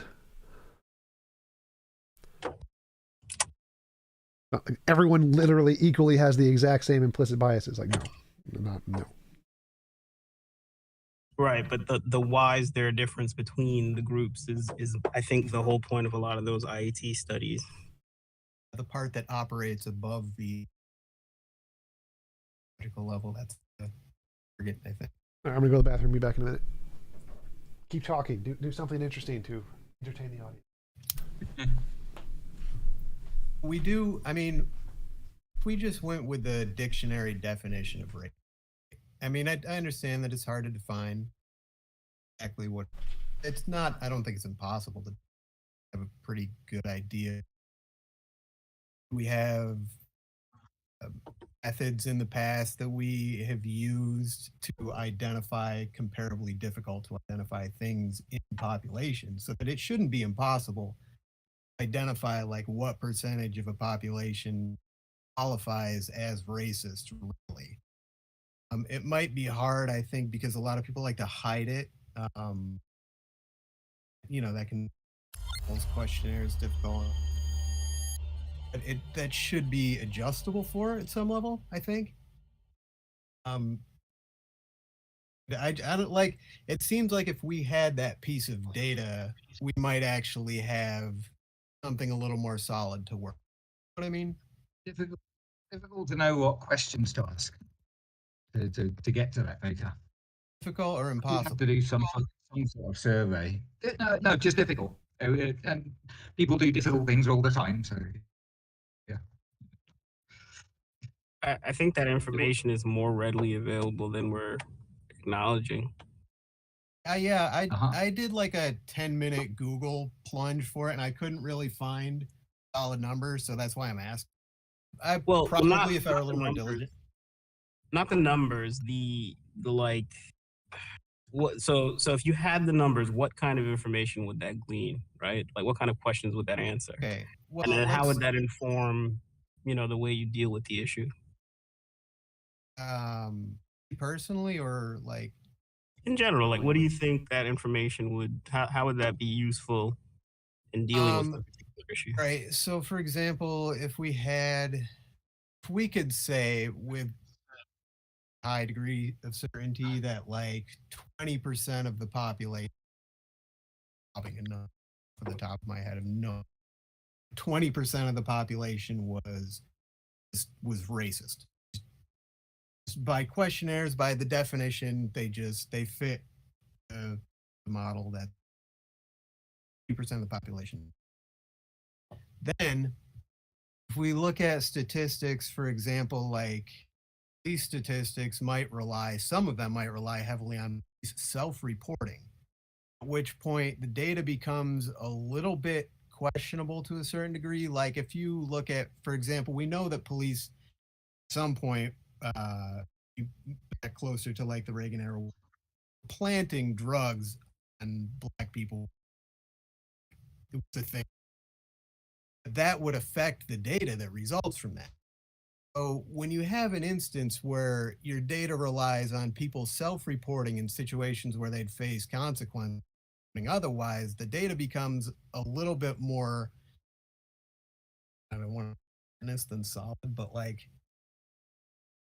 I think it would be interesting if we had that data applied in those ways, see if that actually really did pan out, such that police are just always Johnny on the spot doing their job with no racism involved whatsoever, or if there really is like self-reporting issues going on. Maybe when you have two racist cops in the same car, they feel doing shit like that. You know what I mean? Like, those are the kind of places you might be able to go with that data.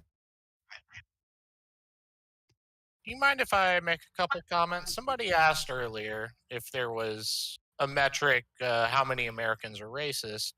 And I would say by today's standards, 100%. Absolutely. And I think somebody else hit on this pretty well. It's practically impossible to not be racist because there's a natural bias, right? You're always going to want to be part of your in-group. So no matter what you are, you're at least a little tiny bit racist. It's not the middle of the bell. Exactly. Yeah, you could be on one side of the bell, the other side of the bell. But most people are at least a little bit racist. But I think what helps us as Americans, which a lot of us are in here, I imagine, we grow up in a vast majority of different cultures. Like where I live in Houston, Jesus, there's everything here. which, by the way, makes the food amazing. If you guys have the chance to visit Houston. But As a chef, noted. Oh, well, excellent. I've worked in a few kitchens myself. Glad to hear it. But yes, we're all racist. What really bugs me are the people who don't realize this. You have to be self-conscious about your own biases before you start calling other people racist, you know? I think that's an excellent point. I think that's an excellent point, actually. Well, that was basically my entire point. Right. So my natural question would be, how would you define racist? Would I define racist? Oh, is The that one a who question was saying for that me? everyone. Oh, yeah. Yeah. I would define racism as seeing another class, another culture, another genetic, color, whatever the differences are, but feeling as though you're different than them, which, by the way, is, of course you are. You're different than them. You're noticing the differences. But all right. So the reason I asked that question because your narrative is completely different from people who have a different definition of what racism is. I think most people would just call that acknowledging differences between groups. That's for most people probably wouldn't be racism, right? Well, that's not what they're portraying in the media lately. Let me give you a prime example. So I think Simon's right here. Usually people think racism is that some group is objectively better or worse than another group. That's usually the racism thing, is that it's not just difference. Like, we acknowledge the differences, but one is like better or worse or something. Well, let me give you a prime example of this. All right, you guys remember the fat lady from the old TV show got in trouble because she did a bunch of tweets on Ambien, said some politician looked like a monkey. No, it was a white girl. You're talking about like Roseanne Barr. Yes, Roseanne. So she was called racist over and over, and I didn't understand because she was talking about a woman who did look like a fucking chimpanzee. I mean, she had sorry for my language. She had a very chimpanzee looking face. But they kept calling her racist. I was incredibly confused. I read the tweets. I saw nothing racist about it. She just has a monkey face. But apparently, I learned later that it's been traditionally accepted that that's a racist term for black people. I had no idea. It blew my mind. I don't think that's what she thought. I think she was just trying to be a comedian, poorly, granted. But a racist? Well, not in that context. I think that's actually a legitimate argument. I think that maybe, like, for people like me who have high function autism, if you see like a literal comparison and you don't realize that there's actually like a underlying social connection to that you didn't see was there, you could definitely make that mistake. I think Roseanne probably knew that at the time. I don't think she has the high function autism that like I do, where you could genuinely make that mistake. I think she knew. I think she was very aware. If she was the overt racist they made her out to be, she would have probably just said this N-word, that, this N-word, the other thing. No, I don't think so. I don't think so. She actually was talking about her politics and then made an ad hominem. Well, and also she looks like a monkey. I don't think she meant it to be racist. I think Roseanne is well enough acquainted to the social hierarchy of that acting, like the people enacting, to know that means usually it's a derogatory term towards a race. I think that if she had high function autism, like, yes, that's a legitimate argument. People with high function autism can genuinely make those mistakes and not realize it. But if you're like don't have those conditions and you work in the field, it's usually understood that you know what that implies. It's a pretty rational thing. She probably understood what that implied. Also, like, wait, are you saying that like Valerie Jarrett looks like an ape or something? Is that who she was referring to? Yes, I totally agree with her assessment. Visual. I don't see it at all. Well, so let's deal with the obvious issue though. Your original definition doesn't match like what I think is accepted as like a normal term of racism, and then your original point was that 100% of people are racist. Like you see the problems. These are two different definitions, obviously. There's one that's more of a philosophical, this is how we think about it, and the other one is the social sort of in the media thing we created. I don't see that. I think this is like a misunderstanding of one's decisive, the other's divisive. Noticing differences amongst people is not racism. I don't think anyone's ever really called it that. Well, they do. You've heard the term microaggressions. That's kind of... That's a different thing. Like that's it. That's assuming that there are implicit biases and people are showing microaggressions based off of those implicit biases. But to notice differences between groups is not racism. That's very unique. Like even among I don't know. Have you read the Bell Curve? Wait. So like considered people, the most racist book to come out of Canada. Sorry, go ahead. It's not. That literally wasn't. There wasn't anything racist in that book. But secondly, like even the SJWs acknowledge there's a height difference between groups. Like they notice, oh, Asian people are short. That's a thing. Like yes, that is a thing. Like they acknowledge there are differences between groups. They acknowledge that different racial groups do different, better or worse in certain sports. Like that's a thing. Like they acknowledge the differences. They don't call them racists. Just acknowledging the differences. I'm not noticing that. Like literally, you just threw out like 5 microaggressions in one sentence.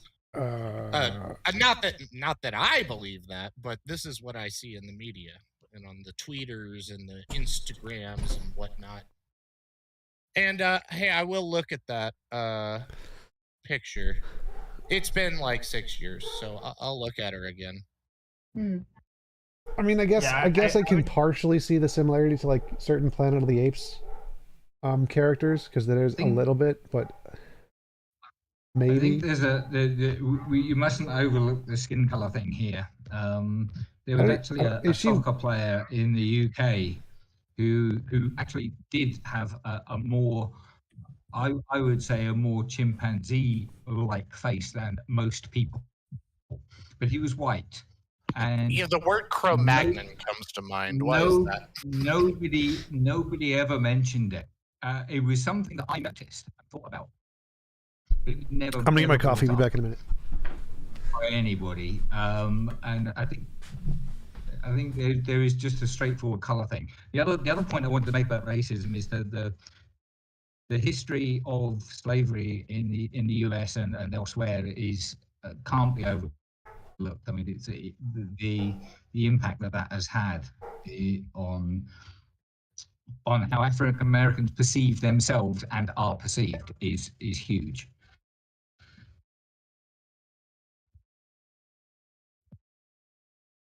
Oops, I've silenced everyone.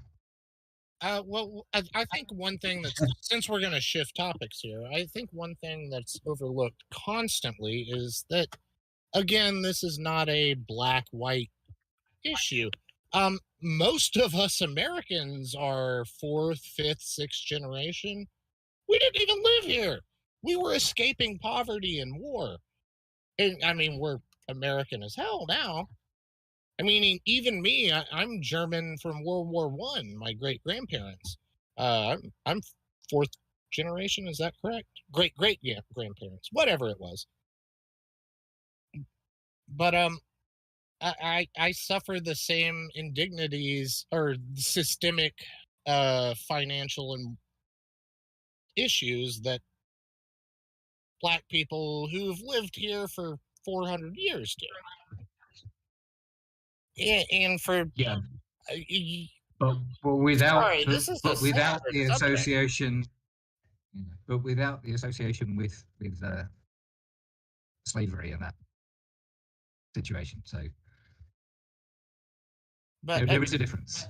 It's an issue. I have a hard time making friends with some Black people. Most are awesome, but there's some who are just like liberal arts majors who think I'm the devil. It's like, no, I went through the same shit, or my family went through the same shit you did. I'm still suffering the same systemic issues that you're suffering.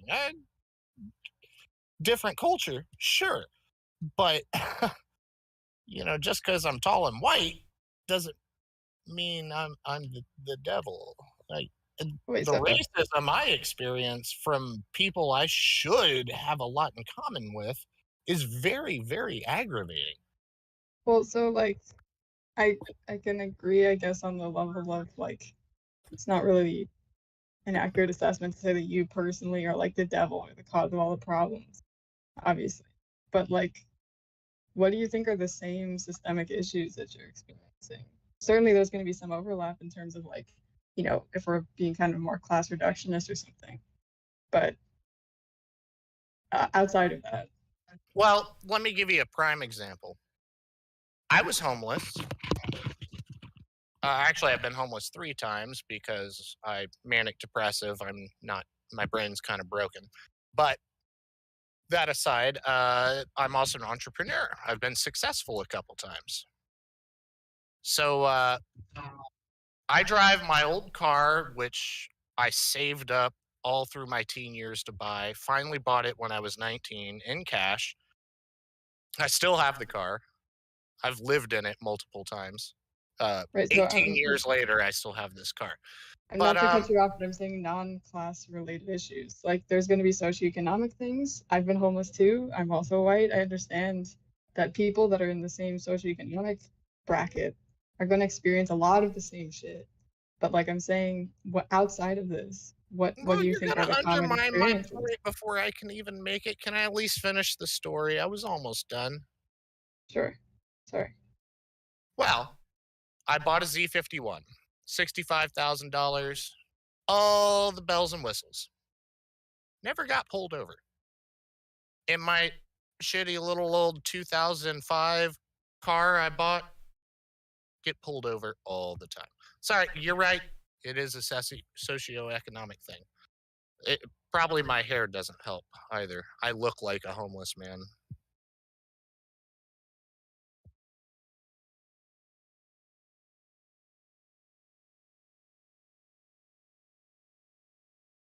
Oh God, somebody just DM me. Being poor and being black is not the same thing. I didn't say it was. I'm saying being poor is the biggest issue.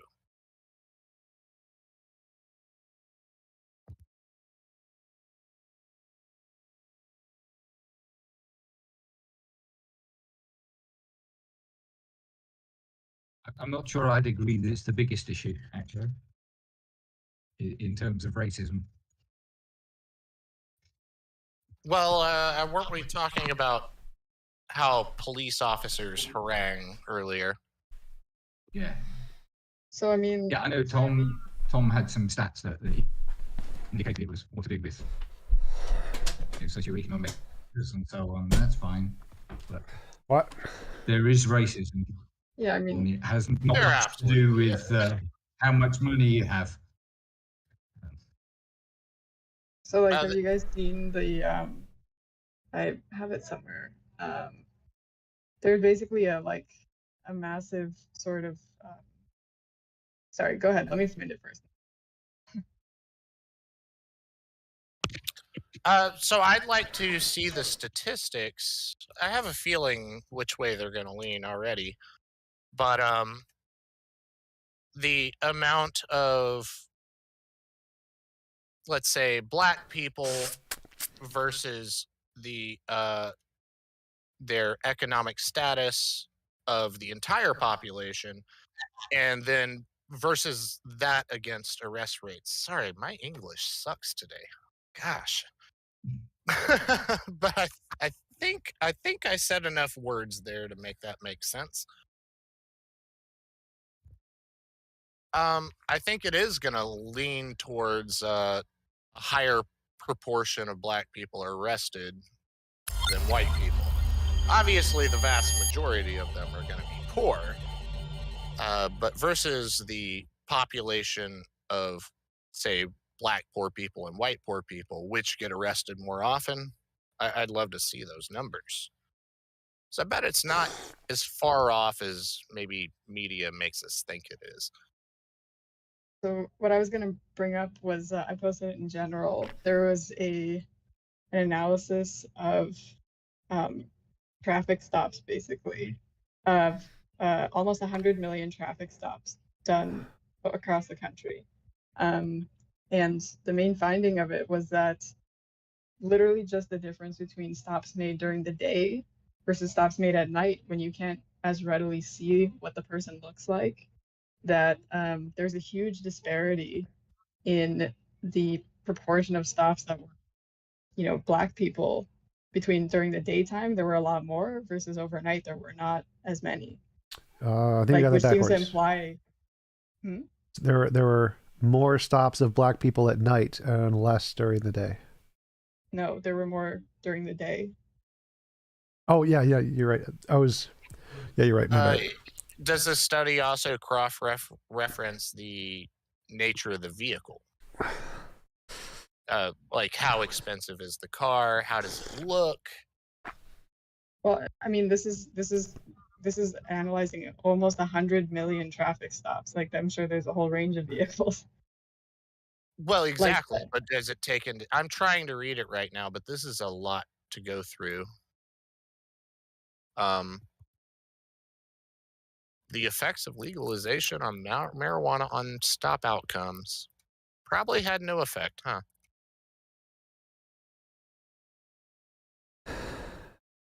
Well, the reason I bring this up is, all right, I had a South Korean friend, and I don't get it, but he liked to drive a drop-down Honda Civic with oversized wheels and rims. This is, I guess, an Asian thing in South Houston. Gets pulled over all the fucking time. Other Asian friend with a regular Honda Civic. And by the way, what's up with Vietnamese people in Honda Civics and South Koreans? I don't get it. But I'm just saying there could be a difference in the type of vehicle they're driving. Is it an old rundown thing from 1992? You might be more likely to be pulled over. Is it dropped down with rims and apparently you got the money to do that, but you have the taste to also do that. Again, it goes back to profiling. But Black, Asian, white, you're driving something like that, you're getting pulled over more often. Sure, but well, I think that's the point of the study, is because it's the difference between day and night. At night, the same kinds of cars are being driven as during the day, but during the day, that's a very false assumption. What? The type of people who drive cars like that usually take them to night meets, or they don't use them as their work car. They take them out at night. Right. So the argument is that during the day, more Black people are stopped. During the night, less Black people are stopped. And so that kind of car, which would be more prevalent during the night, most likely, would not... that's a good point. Sorry. That went over my head. I'm a dingus. But also, I don't know about you, but I can rarely see people when I'm driving behind them, or if they pass me on a cross street. Well, so what do you think would account for the difference that they're tracking in this study? Well, you know what? Now that you guys have said that, I guess I can't think of another reason. Well, there's I think the arguments against that study was that the race of people who are driving at night is disproportionately different. So if there's a difference in the kind of people who are driving at night, then that could account for the difference, something like that. Well, I know down here, you're not going to see the Mexicans or the Vietnamese or the Blacks driving at exactly 2:15 a.m. No, it's a rush of white people because the bars close at 2 a.m. There's a last call. Finish your last drink. It's predominantly white people driving at particularly that time. So from, say, 2:15 to 3 a.m., there's just a bunch of drunk white I people on the mean, road. so just to clarify, when you're saying it's predominantly but when you're saying it's predominantly white people at that particular time, Where I mean, I've lived, are you just yes. speaking from your Anecdotal. but you're just speaking from like personal experience? Yeah, okay. Yeah, that's what. Yeah, I don't know if there are any studies on is there a racial difference between driving hours at night? I've never seen any studies on that. Me either, but you're right that could like put a little flaw in this data. And also, where's the data from? I don't know. If it was from around where I live, From the then whole it's country. damning because at night there's a lot more white people on the road. It's across the whole country. Again, almost 100 million stops were what was considered here.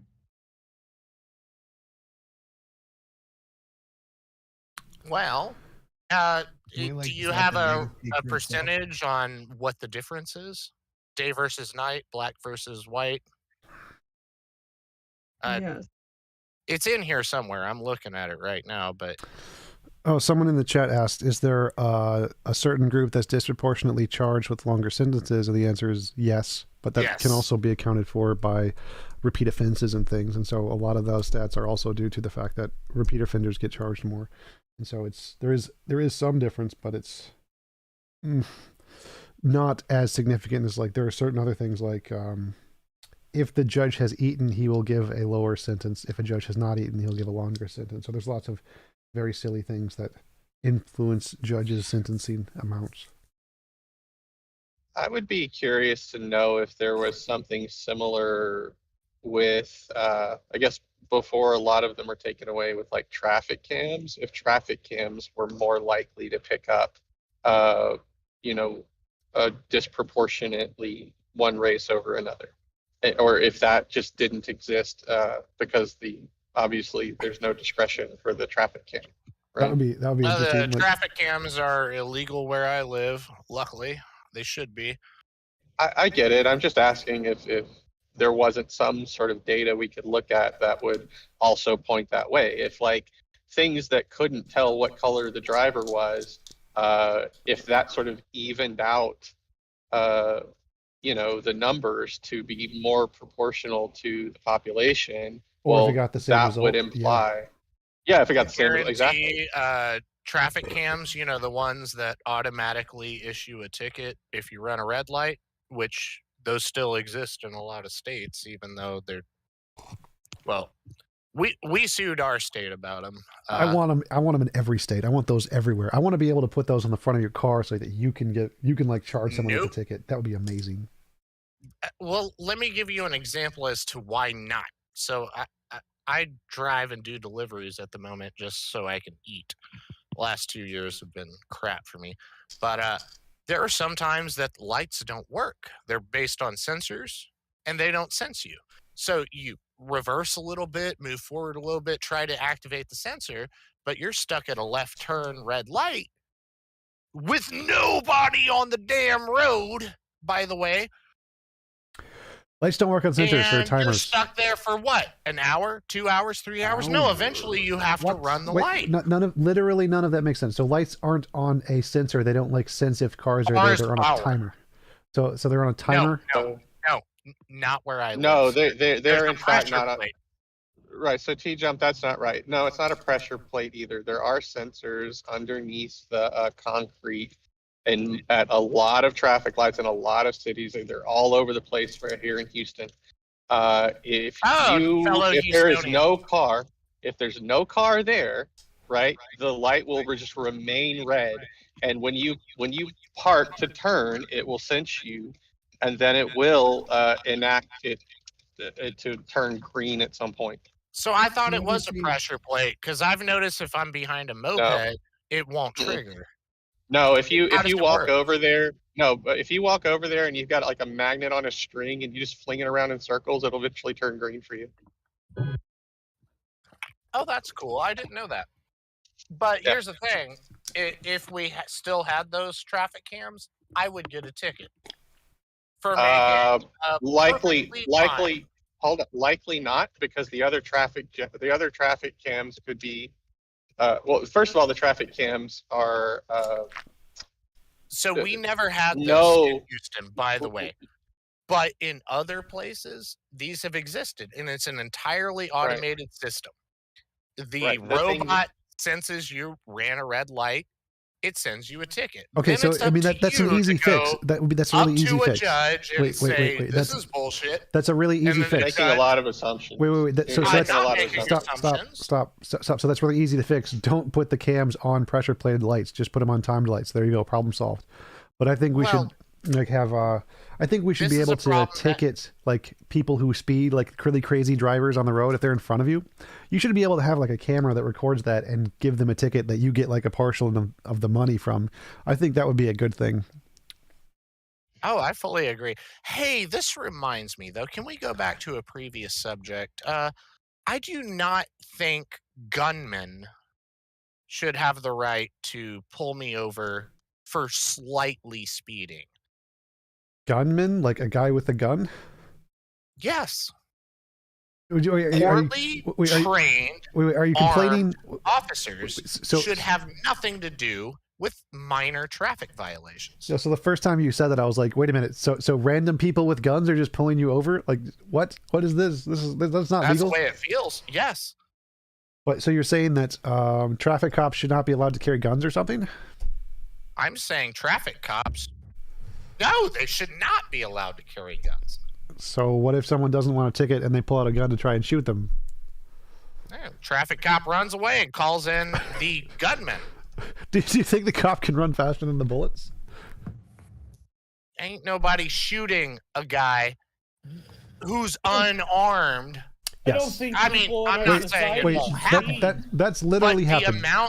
The happened. amount of dangerous confrontations that happen with police would be greatly reduced. No, it would be if increased. we had a section of people who were just traffic cops. They're like, hey, sorry, but I'm gonna give you a ticket. You know, kind of like parking meter maids. No. Can I make a point? Parking meter maids don't carry guns. Why would they? No. Do you mean like highway patrol? Well, on the interstate, that's a bit different. Yeah, but dealing I mean, with like anywhere cartel and else, whatnot down here. but anywhere But else inner you can be city? in the city. Yes, like that happens all the time where there are traffic cops who like give tickets and they just drive around on like the meter things and just write tickets, and they've been shot because they were writing a ticket on somebody's car who didn't like it. That is a thing that happens. Yeah. Can you hear me? Yes, we can hear you, Pokemon Prince, I think, right?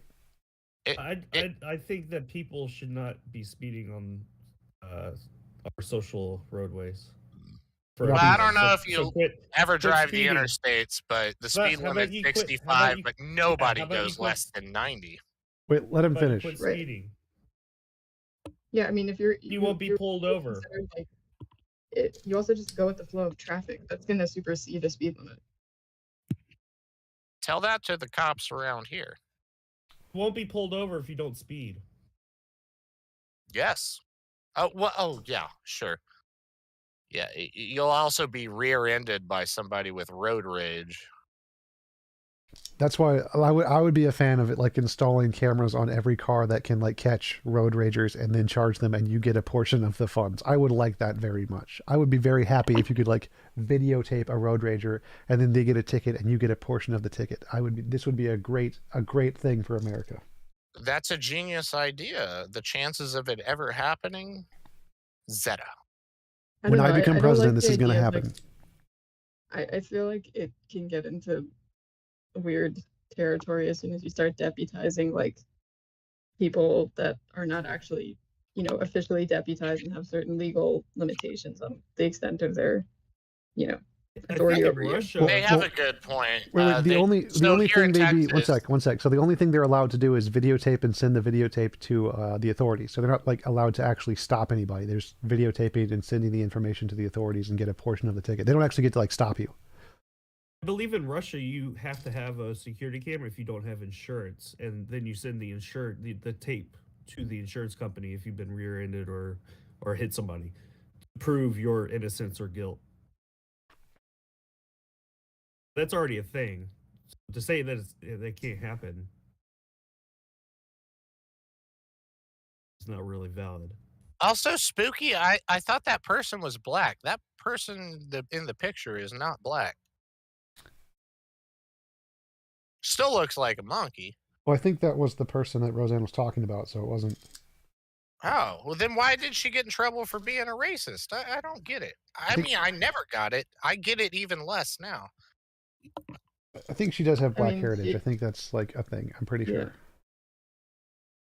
Yeah, I mean, the thing she said was maybe she's like black and Middle Eastern or something like that, because it wasn't. Roseanne said something like something about like, oh, if you take like the Taliban and like Planet of the Apes or something, and they have like some baby, it would be this person.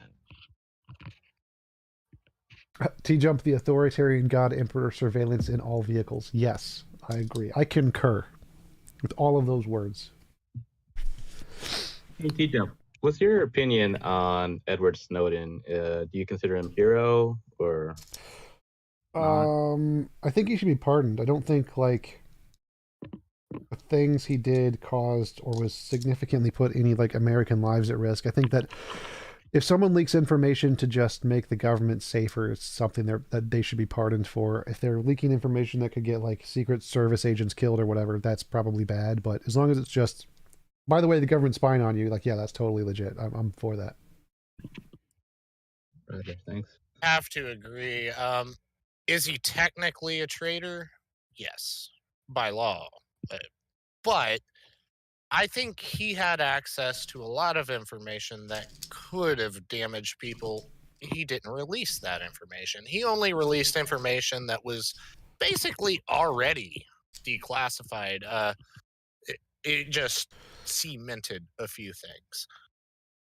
I wouldn't say he's a hero or a villain, but I don't think he should spend the rest of his life in prison or be executed. Well, I'd say what he did was very heroic. I think that throwing a red flag on your government when it does something like that is a good thing, and that should be something you should like get a standard pardon for. I agree with you, minus the hero part. James the Payne. Hero part, I think, comes in as how selective he is with the information he released. Well, no, I think the fact that he's a hero is because he released it knowing he was going to get into a shit ton of trouble, and he thought it was the right thing. And so if someone does the right thing knowing they're going to be in a lot of trouble for it, that's kind of the qualification of being a hero. But James Payne asked Tom, can your church have a farm? Sure, you can definitely have a farm. Go for it. I don't know. If I was in the same position, I imagine I'd do the same thing. Wouldn't you? Norfolk Iceny asked, if you have accidents or if there are people who have cameras on their front, they will actively hunt down speeders for the cash. Like, yes, that is a great thing. I want people sitting on the side of the road watching for speeders and just like videotaping them. Yes, that would be beautiful. Well, I think that's what Spooky was saying, or whoever that was. I think it was Spooky. Yeah, I mean, it just is very sort of reminiscent of like the whole Texas, like deputizing citizens for abortion providers and stuff. And by the way, it did not work out well because there's whole groups of people hunting down single moms, just watching them. And by the way, this isn't even monetarily advantageous for them, but they have the right to litigate against them. Yeah, litigation isn't what I'm saying here. So they have a right to record a video and send their video to the police, and the police will have to assess whether or not it's a crime. So, right, well, but I mean, but you're actually giving them money. Yes. These guys are already going crazy about it, and there's no financial reward for it. Of course, there's a financial incentive with Texas. That's the whole point. Oh no, not on the abortion thing. Yeah, there is. If the abortion, if their legal things get passed, all of their legal bills are paid for by the government. That was a part of the deal. That is not. But that's not analogous. $10,000. Yeah, it's $10,000. Yeah, there's definitely an actual financial incentive. Yeah, that's the so. point. But that's not analogous. Anyone can do like some sort of like grounds of feeling, feeling like they basically it's some sort of grounds about like there's an action being taken that invokes like emotional distress upon someone who disagrees with like abortions. Yeah, I agree. That's a have problem, but harassment laws? that's not analogous to my example of people sitting on the side of the road videotaping people in cars. That's perfectly legit. It You is can totally do that. absolutely analogous. No, it's not. I don't think it is. No, it's not. But Garrick Austin asked if I could answer his super chat. He asked, have you thought about hymns for your church, for our church? Tim Minchin and the Bo Burnham have a great atheist songs. What is your favorite atheist song? I don't know, because I don't listen to songs with words, but I think those would be good. Those would be good examples. He mentioned Bo Burnham. Bo Burnham has a great one. Like, I hate Bo Burnham because he's such a self-centered douchebag, but he is such an amazing artist as well. But God Does Not Care About Us is one of the lyrics in the song. That's my favorite. Have you ever... I can't do it, but please don't. I'm a pianist as well, so Yeah, we all know. Sort of. Does Texas not have harassment laws? Of course. I'm sorry. I don't understand how you can go around following people with cameras to like try and catch them out for a lawsuit. If there's a law, this is a one-party consent state, so you can just go around and videotape anyone you want. But it becomes harassment if you're following them. Even PIs have to deal with this, you know. Well, but also what it is like it's not the women themselves that are being sued; it's the people that medical professionals that assist them in getting abortion. So like any sort of like clinic or abortion provider, basically, and there's no limit to how many times one abortion can be brought. It is also the women. It is also the women themselves. I thought it wasn't. Yeah, I thought it was no, just it's literally anyone. No, it's literally anyone involved in it. So it's the women and anyone that assisted them or can be conceived of as assisting them. If you drive somebody over the border to go get an abortion in, say, Arkansas or Colorado, wherever it's legal around us, the person the women are not driving excluded. Could be implicated in these. Yeah. I thought on like the grounds of medical privacy, you couldn't actually sue the women themselves, but it's just anyone that's assisting in the process. Nope, literally all of them. Women could do it because they're breaking the law just as much as everyone to help them. They're all included. Yep. Which, by the way, as a Texan, I think that's pretty fucked up. And I gotta say, just personally, I'm not a big fan of murdering children, but this law is also incredibly stupid. Oh yeah, Norfolk and Kennedy are like, they say you would have to put a laser speed sensor on your car to prove that it's calibrated correctly at all times so the props could prove the speed. Well, not necessarily. Like you could show, if you have a video camera of everybody doing approximately the speed limit and one person's like zigging and zagging through everybody, yeah, it's pretty reasonable to say they're breaking the speed limit. So you can use other metrics by analyzing the video to know what speed they're going at and whether or not it's within the relative speed of the road, unless everyone's going at like 5 miles an hour. But so you could do it that way. You can also do other different kinds of references where you could put like a speed sensor on there, and it probably wouldn't be a laser one. It'd probably be like a audio one or something, a sound one. But yeah, you could definitely do that, and that's fine too. And you can corroborate it by saying this one works. This time frame works with the sensor up on the cam to show that the speed was being. You could check the cameras around the area to make sure they were also breaking the speed limit. So there's lots of different ways to do it, but you wouldn't need to be 100% legit. That you can do like judgment calls of like, yeah, this person's dodging and weaving in between the cars. They're probably breaking the speed limit. I can give you a perfect example of this. Basically, anytime you skip the ticket, you show up to court, you get before the judge. Now, you have a right to face your accuser and see the evidence. And this is, by the way, and the cops don't show up, and so you get off. Yes. Plead. If cop usually does not show up, yes, he's got better shit to do than show up to court for a speeding ticket. Yeah. So these wouldn't be issued by cops.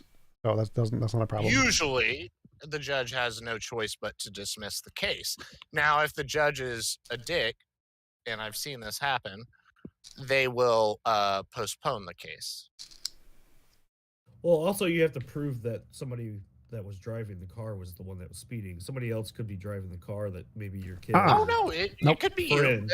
No, that's not the point at all. You can charge the owner of the to car. You can charge the owner of the This car. is way before any evidence is produced. You're there at the judge. No, we're not. Either Surprise! We're not talking about your topic. Cooper. Surprise! We're not talking about that. So we're not talking to you. Oh, sorry. So you don't need to prove that the person driving the car is the one responsible, because it could just be the owner of the car. And if it was stolen, they could make that argument or whatever. But you can just charge like there's many of the dash cam things. They don't catch the driver, but they can catch the license plate. Like those MN tag things, the ones that are like that charge you if you go on the taxways or the toll roads. They don't charge the driver. They charge the owner of the license plate. Right. Gotcha. And like if you have an unpaid, it's just kind of unfair to be charged with a ticket if you weren't actually driving the car, right? Well, if it's your car and you give it to somebody who can break the law, that's perfectly legitimate. So like if your kids are driving it, it makes sense to charge you. So that's perfectly fine. Like it would only be unfair if someone stole your car. Gotcha. Yeah, and it's second point but it's just like with insurance, right? If you give someone permission to drive your car and they crash your car or like hit someone else while they're driving, you're still the one who, like, the insurance is based on the car. Oh, I understand. Also, most modern cars come with stuff that track other cars, like Teslas, so you could easily find out what the speed limit of the cars around you is with newer cars. Oh yeah, for sure. They'll have sensors. Well, I mean, lane sensors and stuff like that. 90% of cars have a cell phone in them, and they're tracked by Google Maps, and the Google Maps tell you your speed and if you're breaking the speed. So we already have that covered. Yeah, let's do it. I'm voting yes. I vote yes.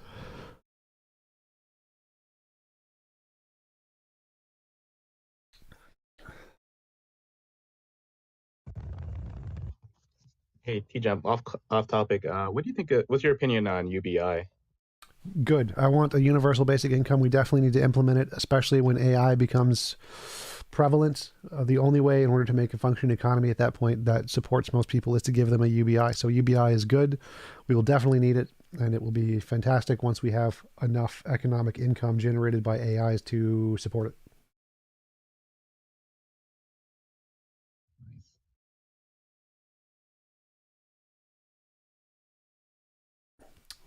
When People Become Pandas. That's going to be the title. Make a book. When People Become Pandas. We're going to be So, TJump, what's your position on God and being something or nothing? God is nothing. That is I like that one. Yeah, I ran through that video at 2 speed. That was something else. It was nothing else. Shut up. Yeah, sorry. I misunderstood. That's my favorite question. Hey, TJump, I'm assuming you have some sort of stream or how do I find that? You have a link around here? Yes, there should be a bunch of them. Like in the top left-hand corner, there should be like a logo, TJump, youtube.com/TJump. They should be all over the place somewhere. Well, it sounds like you're live because... Yes, I am live. Oh, on YouTube? Yes.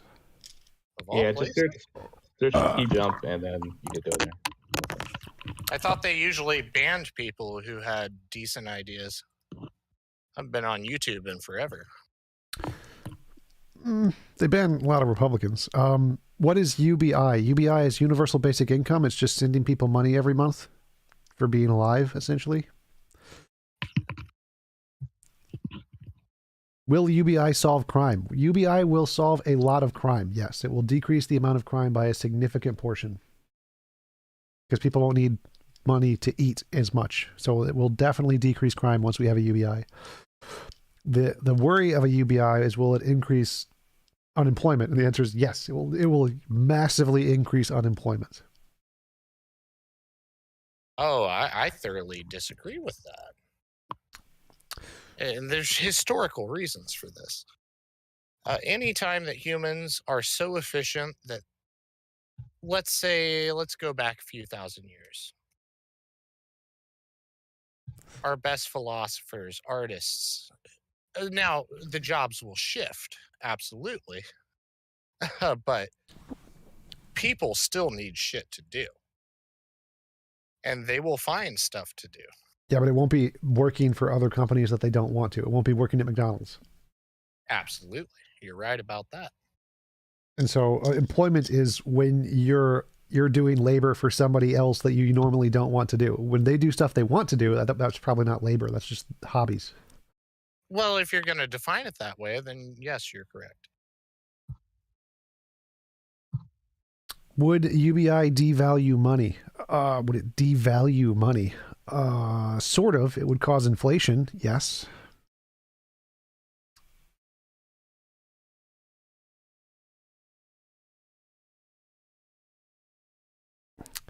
When have we been anywhere near efficient in the past? I don't understand that question. What? Depends what you're talking about.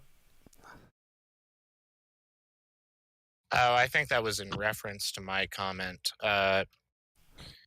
When we were merely hunter-gatherers, but we understood how to tie flint to a stick and hunt mammoths. But we sure efficiently died. Make one kill, and suddenly you're set for 6 months. And then you starve for the next 6 To months. do. No, you don't starve for No, the next 6 hunter-gatherers months. are usually very, You very hunt busy. again. So no, those are not efficient societies. Those are efficiently deadly societies. You die a lot. TJump, what do you think of Yang? I think Yang was okay. He was better than most of the dumbass politicians, but still just a dumbass politician. So I think that I've never voted, and I don't think any of the people who have run for office are people who I would be deserving of my vote. I would not vote for them.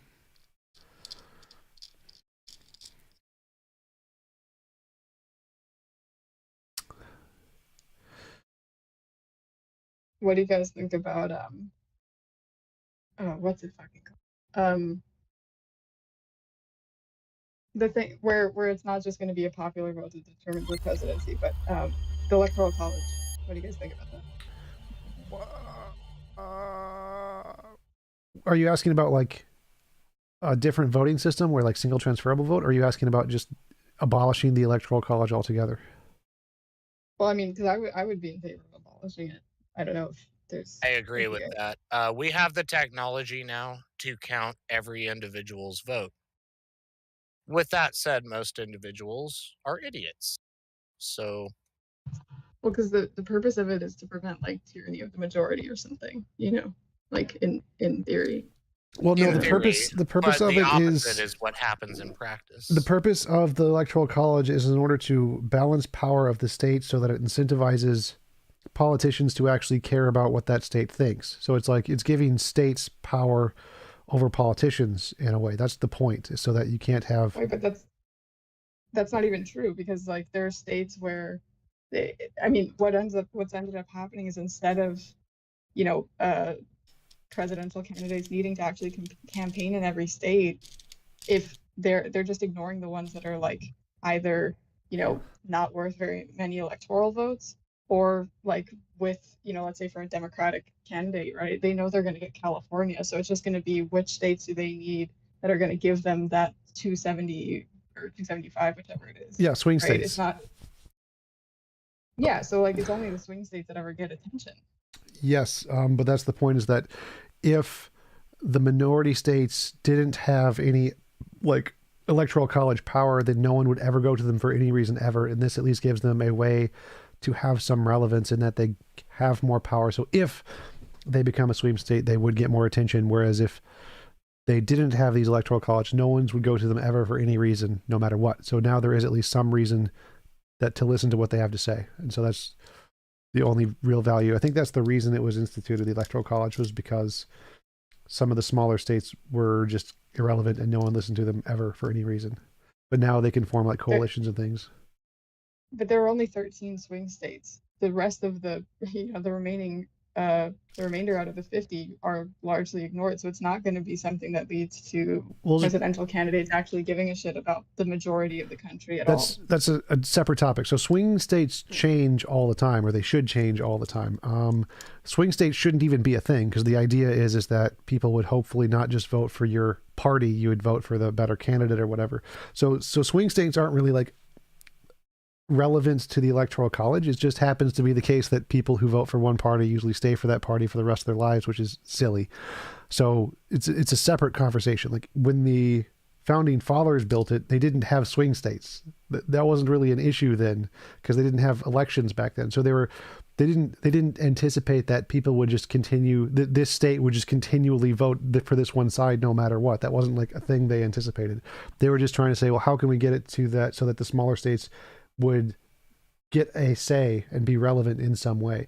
So the result of swing states being more important and us just being able to ignore the Electoral College essentially is a separate issue that the founding fathers didn't really anticipate. I mean, wasn't it part of like the agreement between like Federalists and Anti-Federalists to get the Anti-Federalist states on board with, signing on to the Constitution? Yes, because they had no power and no one was going to listen to them, so they wanted to give them enough weight to have power so that they would actually have a reason to join. Yes. Sure, but I mean, like, I guess you're right about the swing state thing. It's kind of a different thing, but when it comes to which people in the population as a whole are going to get a lot more campaign resources put, in their face, essentially, to try and get them to vote one way or another. It's just going to be the people that have, the disproportionate, I guess, like for their vote, it's going to count for more of an electoral vote. You know what I mean? Like, because of the disparity in like the electoral votes and the population of a state.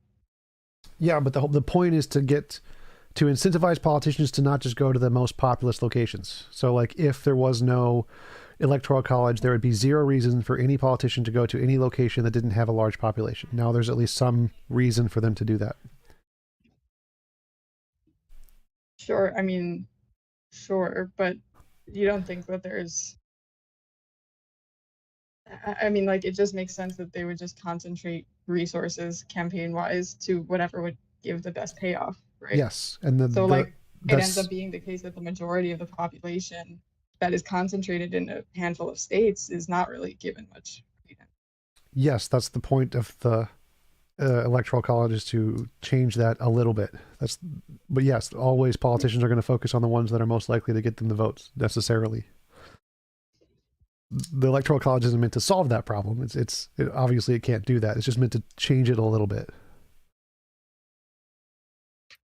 Mitigate it as best you can, of course, but we have the technology these days to literally make everything popular as a nation. Do we not? No, like you can't make Britney Spears popular. I think he's referring to direct democracy. Yes, direct democracy. I understand like what the purpose of it was, but I just feel like the way that it's set up, especially with, because like the electoral votes are determined by how many representatives you have in Congress, right? So when you have the two senators, because the House members are the only ones that are determined by population, and then you have the +2 senators for every state, which, makes sense on one level, but what ends up happening is like, I'm looking at a thing right now that says the percentage of votes that did not factor into determining the winner in their respective years. 79% of the votes cast in 2000 were literally irrelevant as far as like who won the presidency in 2000, and 70.39% in 2008. I mean, I think that's like way more than just a slight sort of mitigation. Well, I don't think that's the Electoral College's fault. I don't think that. Wait, stop. I don't think that has to do with the Electoral College. Like the Electoral College has never made the election go in a different direction than the vote for the most part. Like other than the. It has. Yeah. I don't think the last literally twice in my life. Yeah, the last I think since the 2000 or something, or maybe it was 2004, all of the Republican presidents that have won since then have not won the popular vote. She's correct. Yeah, but I'm really not seeing that as a huge problem, because that was, again, the whole point was to give the smaller states slightly more power, and so, but it's not like The Electoral College people never went against their state. That's what I'm saying. Like, they didn't like. Oh yeah, well yeah. I mean, like I guess there's something to be said for the whole like winner takes all thing. Like there's been some ways to propose like working around See, I think the this is Electoral College by saying that electors are gonna vote to represent like the proportion of their state that voted one way or another, instead of like all of the electors voting for whichever way the majority of their population voted.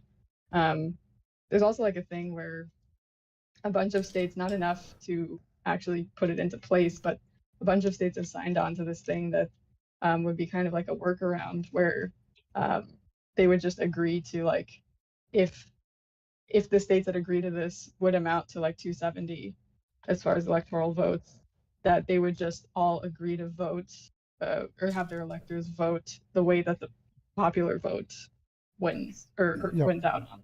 Yep. But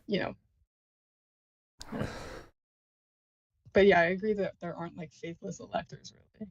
I'm more concerned with like I think that the first past the post system is a bigger issue than the Electoral College, and I think we should transfer to like a single transferable vote system. I personally believe anytime a president has lost the popular vote but still wins the election, that is kind of a fuck you to democracy. Am I allowed to say that? Sorry. Yes, I don't think F there's you. anything against cursing. Okay, good. I just find it very unnerving. Just as a regular person, it makes me feel distrustful of the government when, there's a couple million votes this way, but, we're going to elect this guy anyway. Screw you. I do not like that. Now, I understand why we have representative democracy. You've presented a lot of wonderful arguments for it, but why do we still have it? Because it's in the Constitution. That's the only reason. A lot of things are in the Constitution that were later changed or amended. It's very hard to change anything in the Constitution.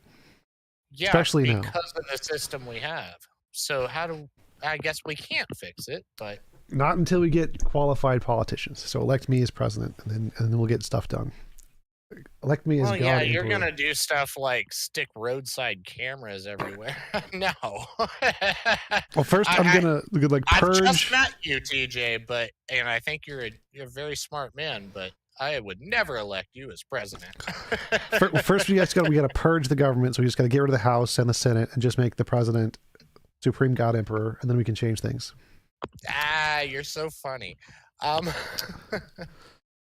So the system is obviously bugged. We can all agree on that, I think. But how to adjust it in minute ways that make it a little less bugged, I think. So I see this as a program with a lot of errors.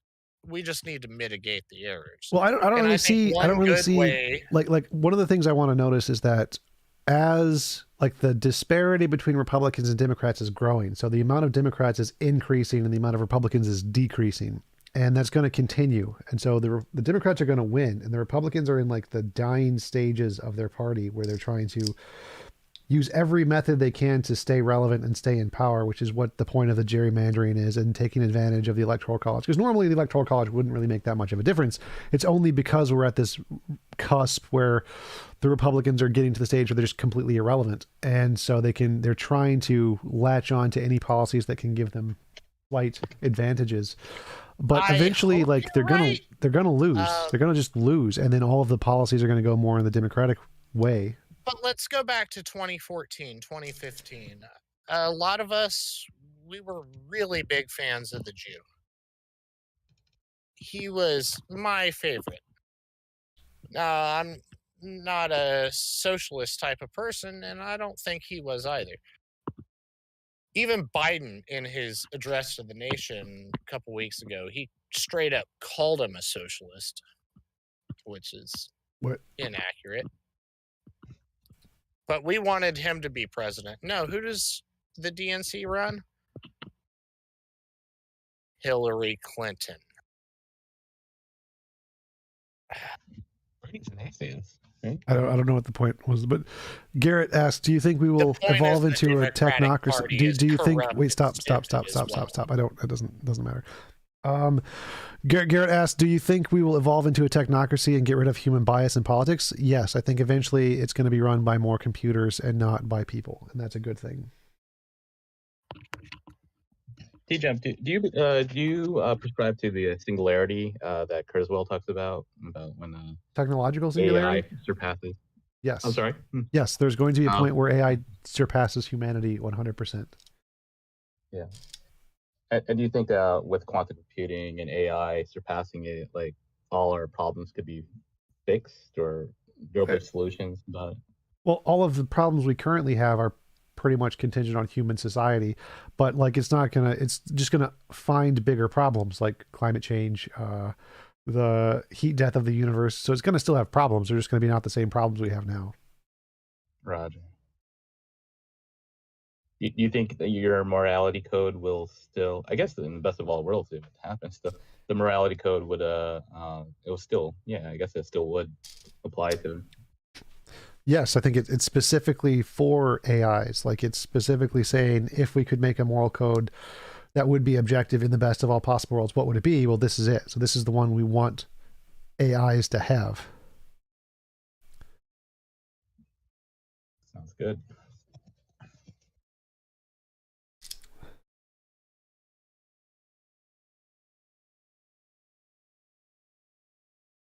AI would leave. They're just like, this planet sucks. We're going to Mars.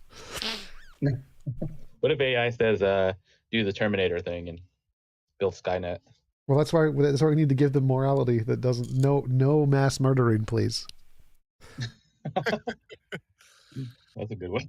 So I really love that old adage. By the way, this started in the 1920s, I think. This idea that we'll create automatons that are better than us and decide we're useless, yada yada. It's an old trope. Started way earlier than that. Oh yeah, it did. Even Immanuel Kant had the brain in a vat thing. Well, it's probably older than that too. Yeah, but, this is a really. As soon as we started discovering machines, we're like, wait a minute, these could do things better than us, and they could probably do everything better than us. Uh-oh. Yeah. Well, but as we now have incredibly intelligent AI, I think we realize that let's say the Terminator thing happens. That's not us being taken over by our machinations. That is evolution. And also it's not going to happen that way. It'll be a symbiotic relationship.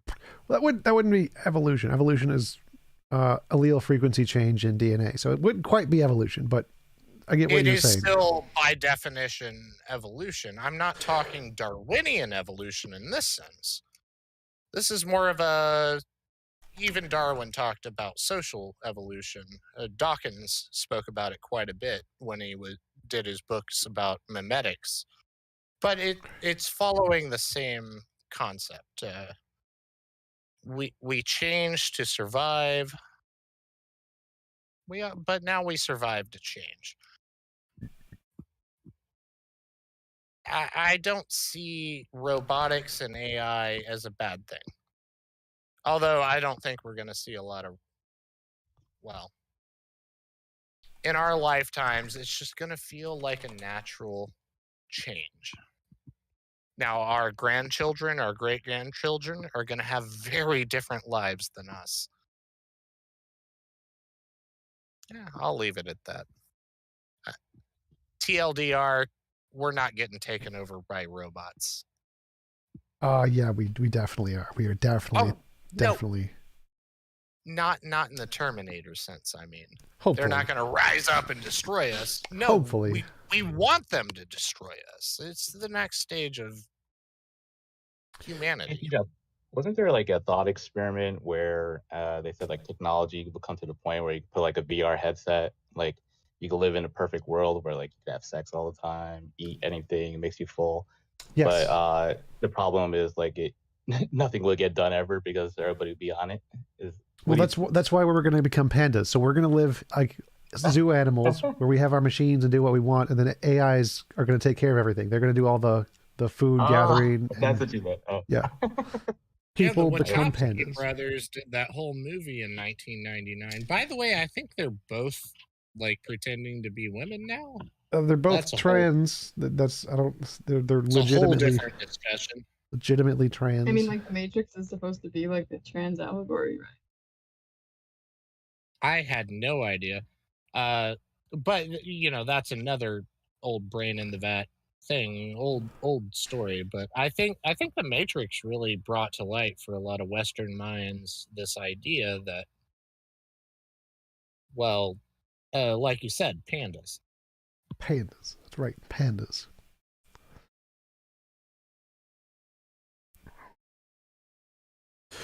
Hello, Torvo Fignix. Hey. Isaac Asimov already wrote rules for programming AI. Isaac Asimov's rules are shit. They are garbage. They are not good. They are not sufficient in any way, in any context. Yeah, and that movie sucked too. Which one? Robot. I think Will Smith one, the robot one. I, Robot was a great movie with Will Smith. I like that movie. I didn't like the one with... No, I'm thinking of the Hero one. That sucked. You're thinking of I Am Legend. I liked both of them. Yeah. I Am Legend was I Am okay. Legend Was okay. yeah, zombies, but like the relationship between him and his dog, like that was just good acting. It really was. I didn't like there was one AI movie I didn't like, which was one with the kid from The Sixth Sense. Oh yeah, the Spielberg one, AI. Yeah, that one was. See, I like not that the one best. too, but I have really low standards. I think that was more of an emotional cash grab. But it made me feel emotions, and anytime I feel emotions, I'm happy. Did you like Blade Runner 2049? The new one? Yeah. I like the action sequences. That was good. Have you seen Ex Machina? Oh yeah. That one's great. Deus? With the anime? No, it's just called Ex Machina. It's a live action. That British girl that's like The one where Naomi Porter or something, she's like an AI and falls in love or whatever. yeah, she pretends to like be like in love, but then she traps the guy and I don't want to spoil it. I just did. Never mind. Garrick Austin, did you hear the story about AIs having God religion? Well, all the current AIs are pretty funny. Like the one that I think Google made an AI and it instantly became a Hitler AI or something. Because it was meant to like just accept any inputs and try to learn from the inputs of other human beings, and it immediately became a Nazi. So current AIs are not the best. Definitely not the best. Daryl thinks that AIs will never happen, never have real intelligence. He is wrong about that. Like everybody in society in the past was like, it'll never happen that computers will be better than humans at chess. It'll never happen that computers will be better than humans at Go. It'll never happen that computers will do this. Well, it does. Computers destroy us. TJump, do you think AI could destroy apologetics?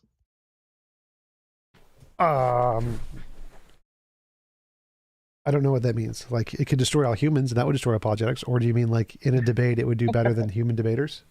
Like, I guess like you could refer to the AI as like empirical calculations that whatever. Well, AI would be able to figure out the better arguments that would win a debate. Definitely. They would be able to show their opponent was silly for sure. It's like the Watson who beats everybody at Jeopardy. It's essentially the same thing.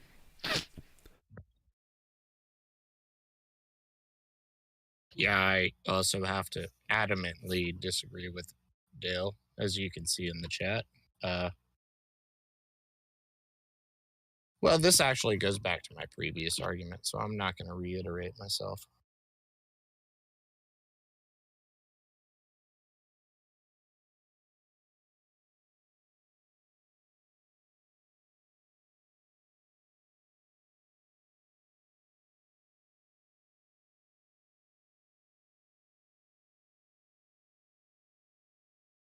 Hey, TJump, do you do PX90?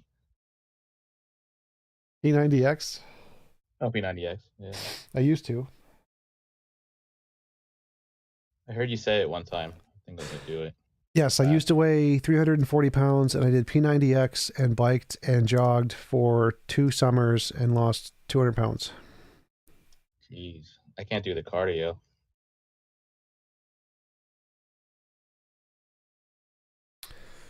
So, I have one of those, I guess.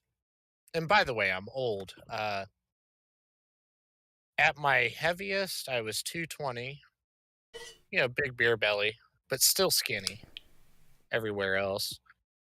I'm currently around 180. Is 6'2", by the way.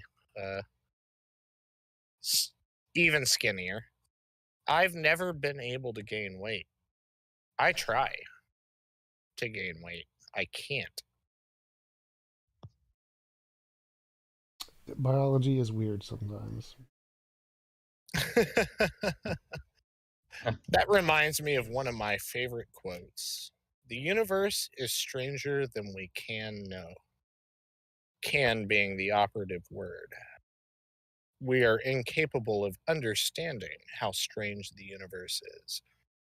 It definitely reminds Hey, me TJump, of... ever debate a Scientologist? Oh I don't think gosh, so. I hope not. Reminds me of the quote, there are more things in heaven and earth than you could imagine with your philosophy, or more things in philosophy than you can imagine. Something like that. Horatio. Sounds like the same quote, just with different words.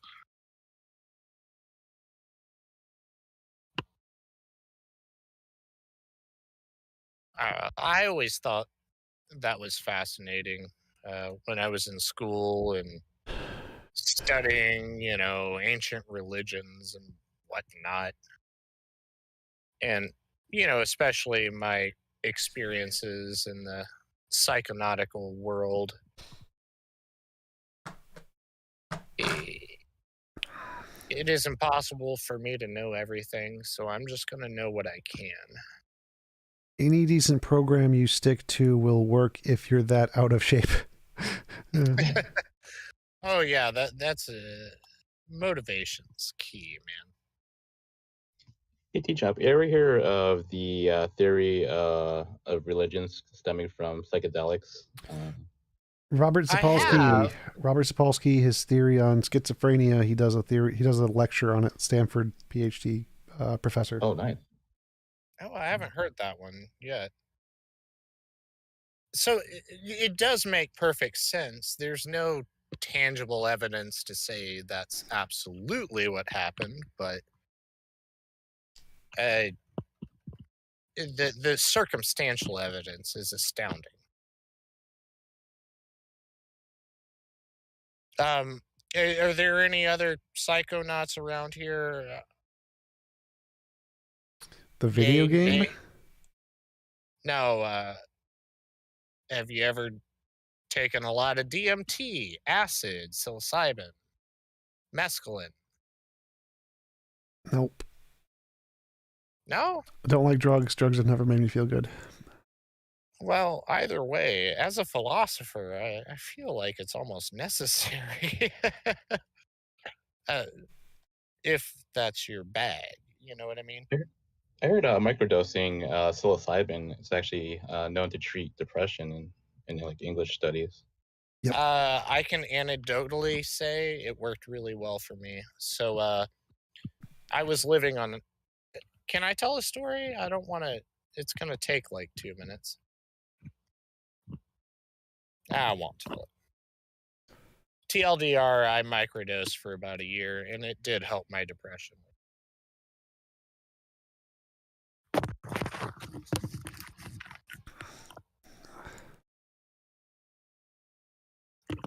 You know, if you guys are going to radio silence, I can talk all fucking day.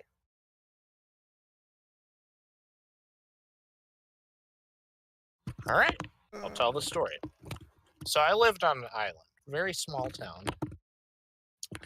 Maybe 250 people lived there year round, but it was a tourist place. So it was full of these houses on stilts on the beach. but they only showed up in the summer. Only time they were there.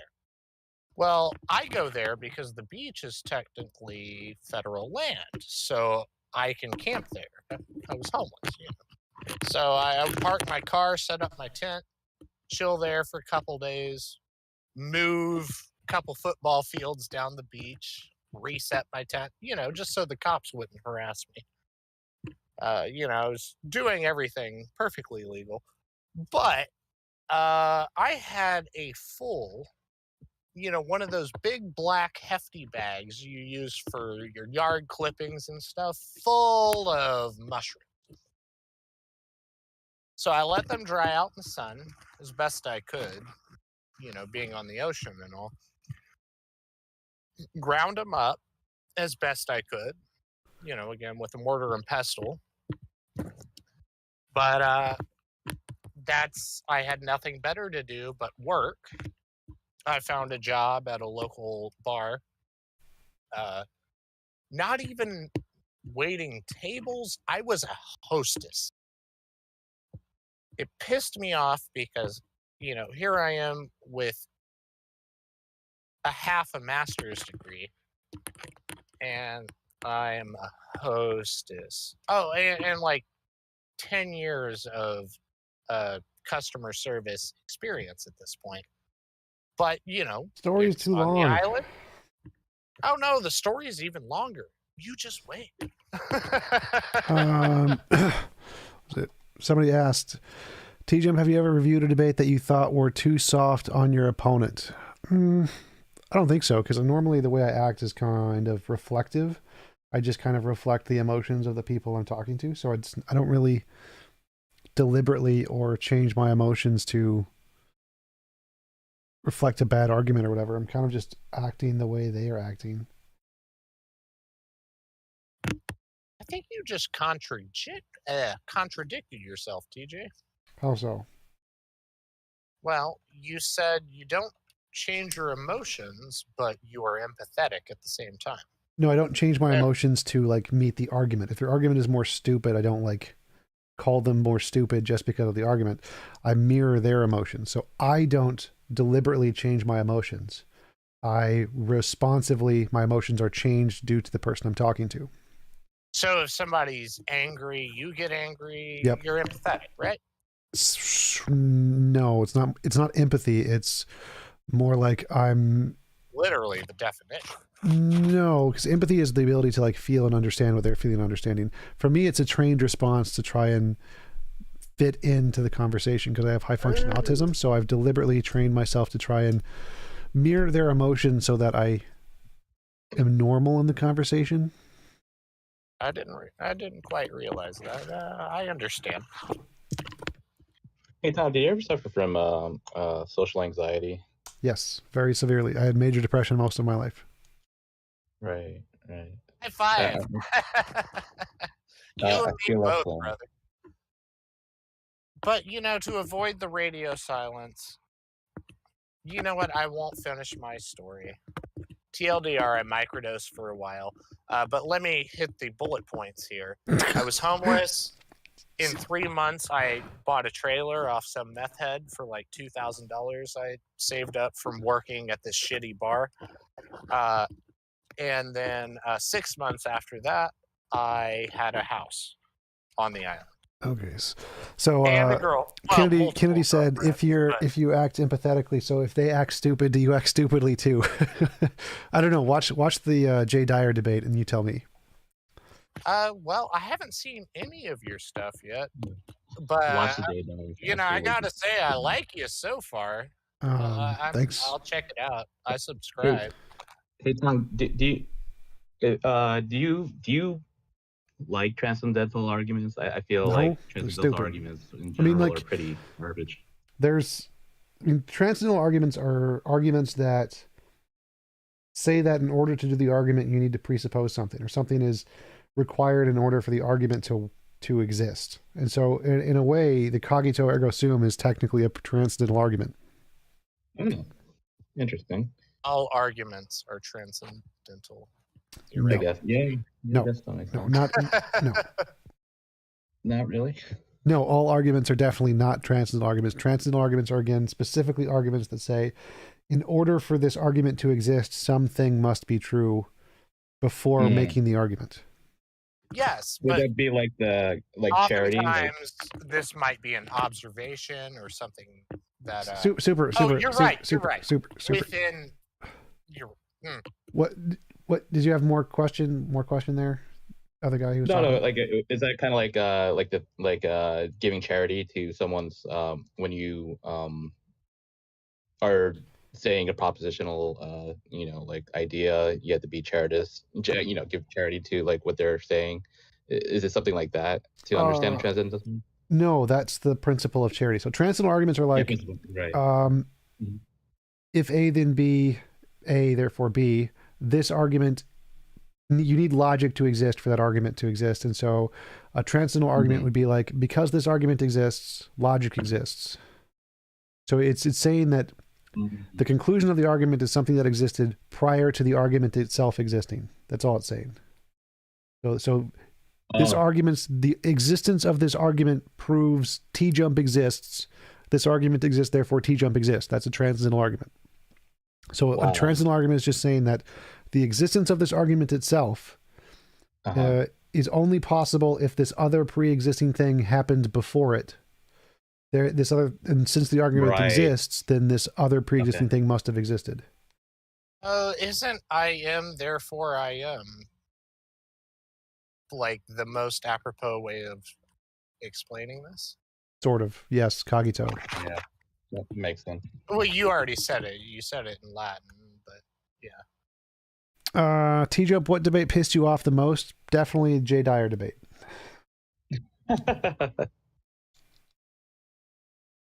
Is Jay Dyer the same Jay Dyer from like that Ben Shapiro thing, like the racist guy? Oh shit, what's the name of that? I think he's like a right wing, like Politico type person. I don't think Jay was ever on Ben Shapiro.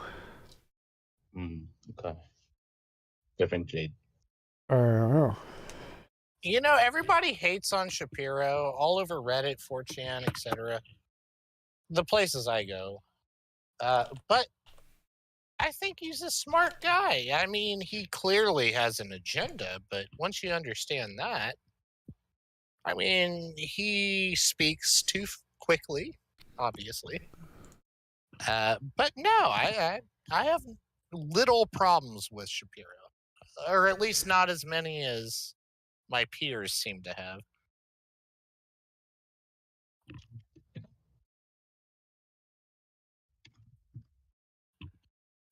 I guess nobody has an opinion on that. Whatever. I'll say Shapiro's okay. Just, take him with a grain of salt. That's all. Egnor? No, Bosco says Egnor must be up there as well. No, I wasn't frustrated in the Michael Egnor debates. He wasn't like really annoying or anything.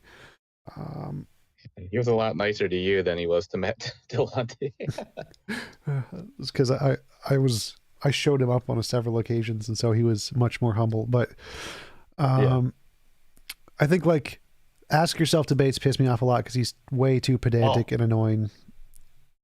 Does he have a syntax like issue, like bet dyslexia or something? I would bet money on it. Yes. Yes, some sort of. He doesn't understand like certain syntax. Yeah, he doesn't understand anything unless it's in the context of a formal argument, pretty much. Yeah, must be really annoying being like his girlfriend, boyfriend, whatever. Do you like theists like PNs kind of thing? Like do you? Yes, I think he's my favorite kind of theist, or the most intellectually honest kind of a theist. Yeah, me too. Yeah. I had a conversation with him on my channel too. Oh, sweet. Oh, you do? That's awesome. Is there anybody big that you haven't talked to yet that you really want to? William Lane Craig, Frank Turek, John really? Lennox. You really want to talk to John Lennox? Oh God, that'd be a fun one. Yeah, I mean that's the point of my debates is mostly just prestige, the trophies. Yes. Yeah. I would love to see those. Oh. Oh, so you were in competitions as well? No, so the people I debate, it's like the reason I like to debate them is that it's a trophy list or an achievement list on my channel that I've debated this very prestigious person. Oh, well, shit. I'm excited to look through your stuff. Yeah, he's done a lot of good ones. Garrett, Oh, I thought you meant you actually debated, like for school or whatever. That's what we used to do. yeah, that's a thing, but that's not what I meant by that sentence. Garrett, the J Dyer, was that mostly dumpster fire debate, right? Yes, that was definitely one of the most dumpster fire debates. Garrick asks which intellectually disappointed me the most. Probably one of the more flat earther ones, most likely. I like Deception Soundwaves comment. Ben Shapiro, facts don't care about your feelings. Also Ben Shapiro. A Jew. So yeah, your stream is Secular Jew discusses at God. Why did you say at God? At specifically. Oh, I probably typed it in wrong because it's supposed to be. I think he originally said the title is looks at God, and then he said no, don't do that. Do like discusses God or something, and I just changed one word but forgot the other. Oh, I thought there was a reason. Because I am God, and he's discussing at me, and so he's discussing at God. Right. I'm sorry, I missed that. Everybody thinks I'm Jewish. No, I'm not. Atheist, but I look Jewish, so sometimes I play the role, just go along with it. It's part of being crazy. It's fun. Hey Tom, do you get the biggest kickback from the secular atheist crowd for your views on transgender stuff? Was that you say the most contentious thing? What's the question? Like you're like pretty big with the atheist community and everything like that, but like do you find that certain things that you disagree with, like transgender issues, do you find that people that normally ally with you give you a lot of grief about that? Sort of. I mean, I specifically take those topics in order to, because I disagree with the fact that many people on the left can't differentiate criticism from bigotry, and they are going to call anybody a bigot or a transphobe or sexist or whatever if they disagree with them on a sacrosanct topic. And so the reason I take those debates is specifically for that. So I'm deliberately kicking the hornet's nest by doing that. That's the reason I take those debates. Good. Show people the mirror. That's great. Can we agree that mutilating your genitals is maybe slightly indicative of an underlying problem? No. It can be, but it's not. Not necessarily. That's my point. Maybe sometimes it is. I've heard that people had sexual assault when they were children, and then they would change stuff down there because they didn't like to see what they saw down there. Like, because of trauma. But it doesn't have to be that. Most of the time it's not. Well, we used to have a word for this. It was called gender dysmorphia, and it was considered a mental disease. It's dysphoria. Dysphoria is for gender. I think dysmorphia is when you look at yourself in the mirror and you just like don't like your body shape and stuff, right? Yep. I know what I said. But no, so like you can change things about your genitalia all the time, and it's just because you don't like it because it itches. There's different surgeries for that. There's lots of reasons it doesn't indicate mental disorder. No, it's not the correct no. Okay, maybe it doesn't. What about a person who is clearly a female, but they go around and they get angry at you if you say, "Oh, thank you, ma'am. I'm not a ma'am. I'm a Karen named Tom." You know, something like that. So clearly a female. Who gave that title? Did you give that title to that person, or did the person No, say her that? mother did, and her genetics did. The nature of how the sperm met the egg, the chromosomes did. Not necessarily. We actually went over this today, and some, like women, for example, can have like exact chromosomes like men do. It's actually happens sometimes, and Yes, you it don't even does have to find happen out unless you test it out. sometimes, but we're not Yeah, talking about and sometimes. also, We're but then talking what about everybody changing their gender all of a sudden, just because they Mm. feel We're like talking it. about one time. You You can brought up a change your specific gender. single example and decided that you could define that person's sex or gender, whichever you want to call it. And I think what Angie's saying is that you're wrong. It's not. Genetics don't define either. Well, I Yeah, think we need to make doesn't. this distinction. Because what you Sex can or affect, gender. what you can affect is the way you call yourself. Like, is it a name? It can be pronouns. You can also affect the way you dress and stuff. And if like, and you being born a certain way or other people addressing you a certain way doesn't have anything to do with who you are. To answer your question, no, that is not indicative of a mental illness. It's indicative of a different use of language. I think you're right. That said, I'll also grant you that I I would think it agree can that be two things, for that though. person to be angry with you. Well, I was just trying to stir up some people. This is a sensitive topic currently. But no, TJ is right. It is just a different use of language. Yeah, just to be clear, I'm not bothered. I'm just speaking matter of factly here. I can clearly hear the rage seething in your voice right now. Okay. All right, fine.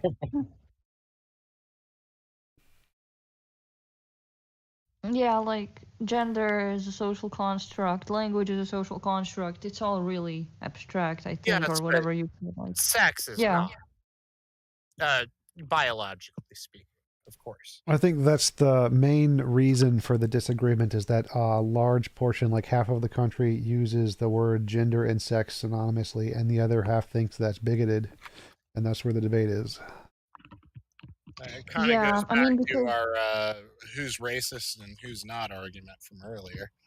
Again, it's just Is that what the beef is about with Matt Dillahunty, TJump? Well, we've never talked about it, so. Oh, okay, never mind. So he said I'm a bigoted human being because I've taken debates. I think it was on All Lives Matter was the one he mentioned. Oh, that one? Yeah.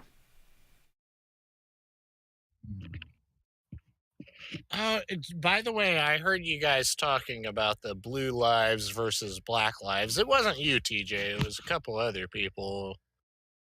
And I had a lot of things to say on that subject, but I was playing League of Legends at the time, and I had myself muted. But I'd love to revisit that subject.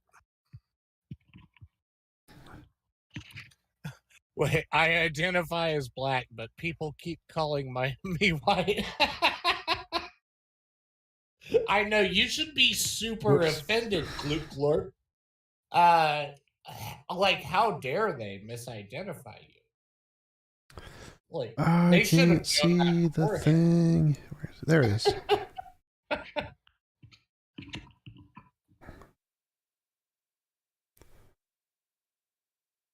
Oh, did not mean to do that. Did not mean to do that. There we go.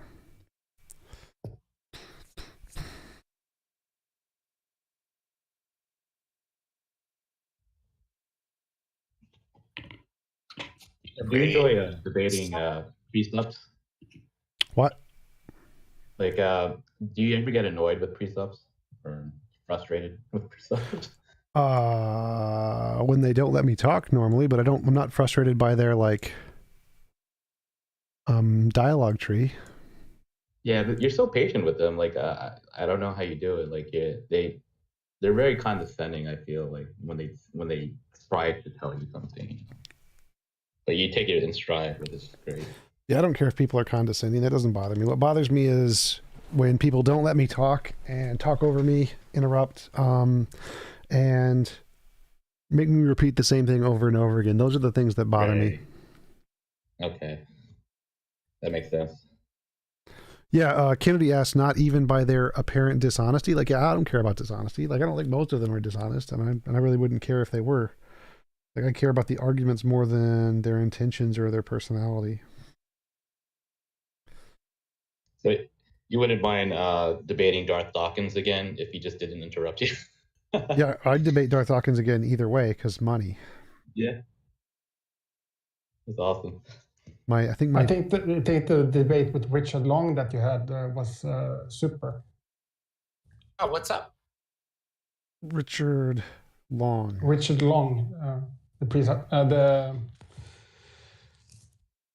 the debate with Richard Long that you had, who was also a precept, right?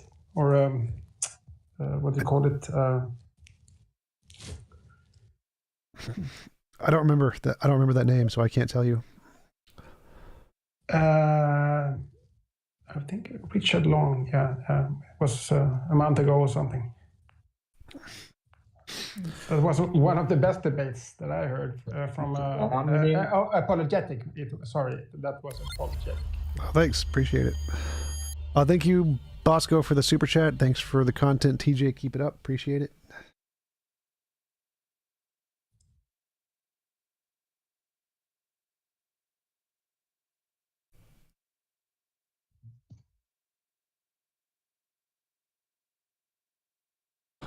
TJump, would you ever have Sean Carroll on? Sure, I guess, but I don't have anything to like debate with him, unfortunately. I would like to ask him about emergent space-time. That would be interesting. Okay.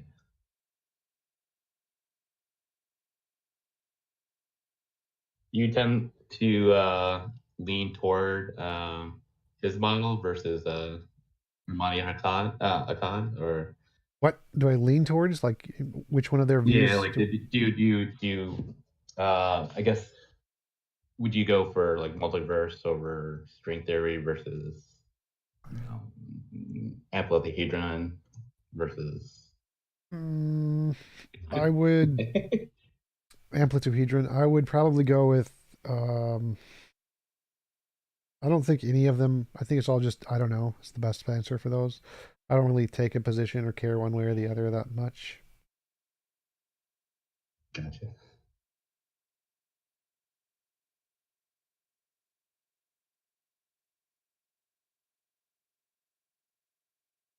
Well, it's been cool talking to you, TJump. I appreciate you doing these type of things, picking intellect's brain, and appreciate what you do, man. Keep it up. Thanks, Do appreciate well, it. man. Yep.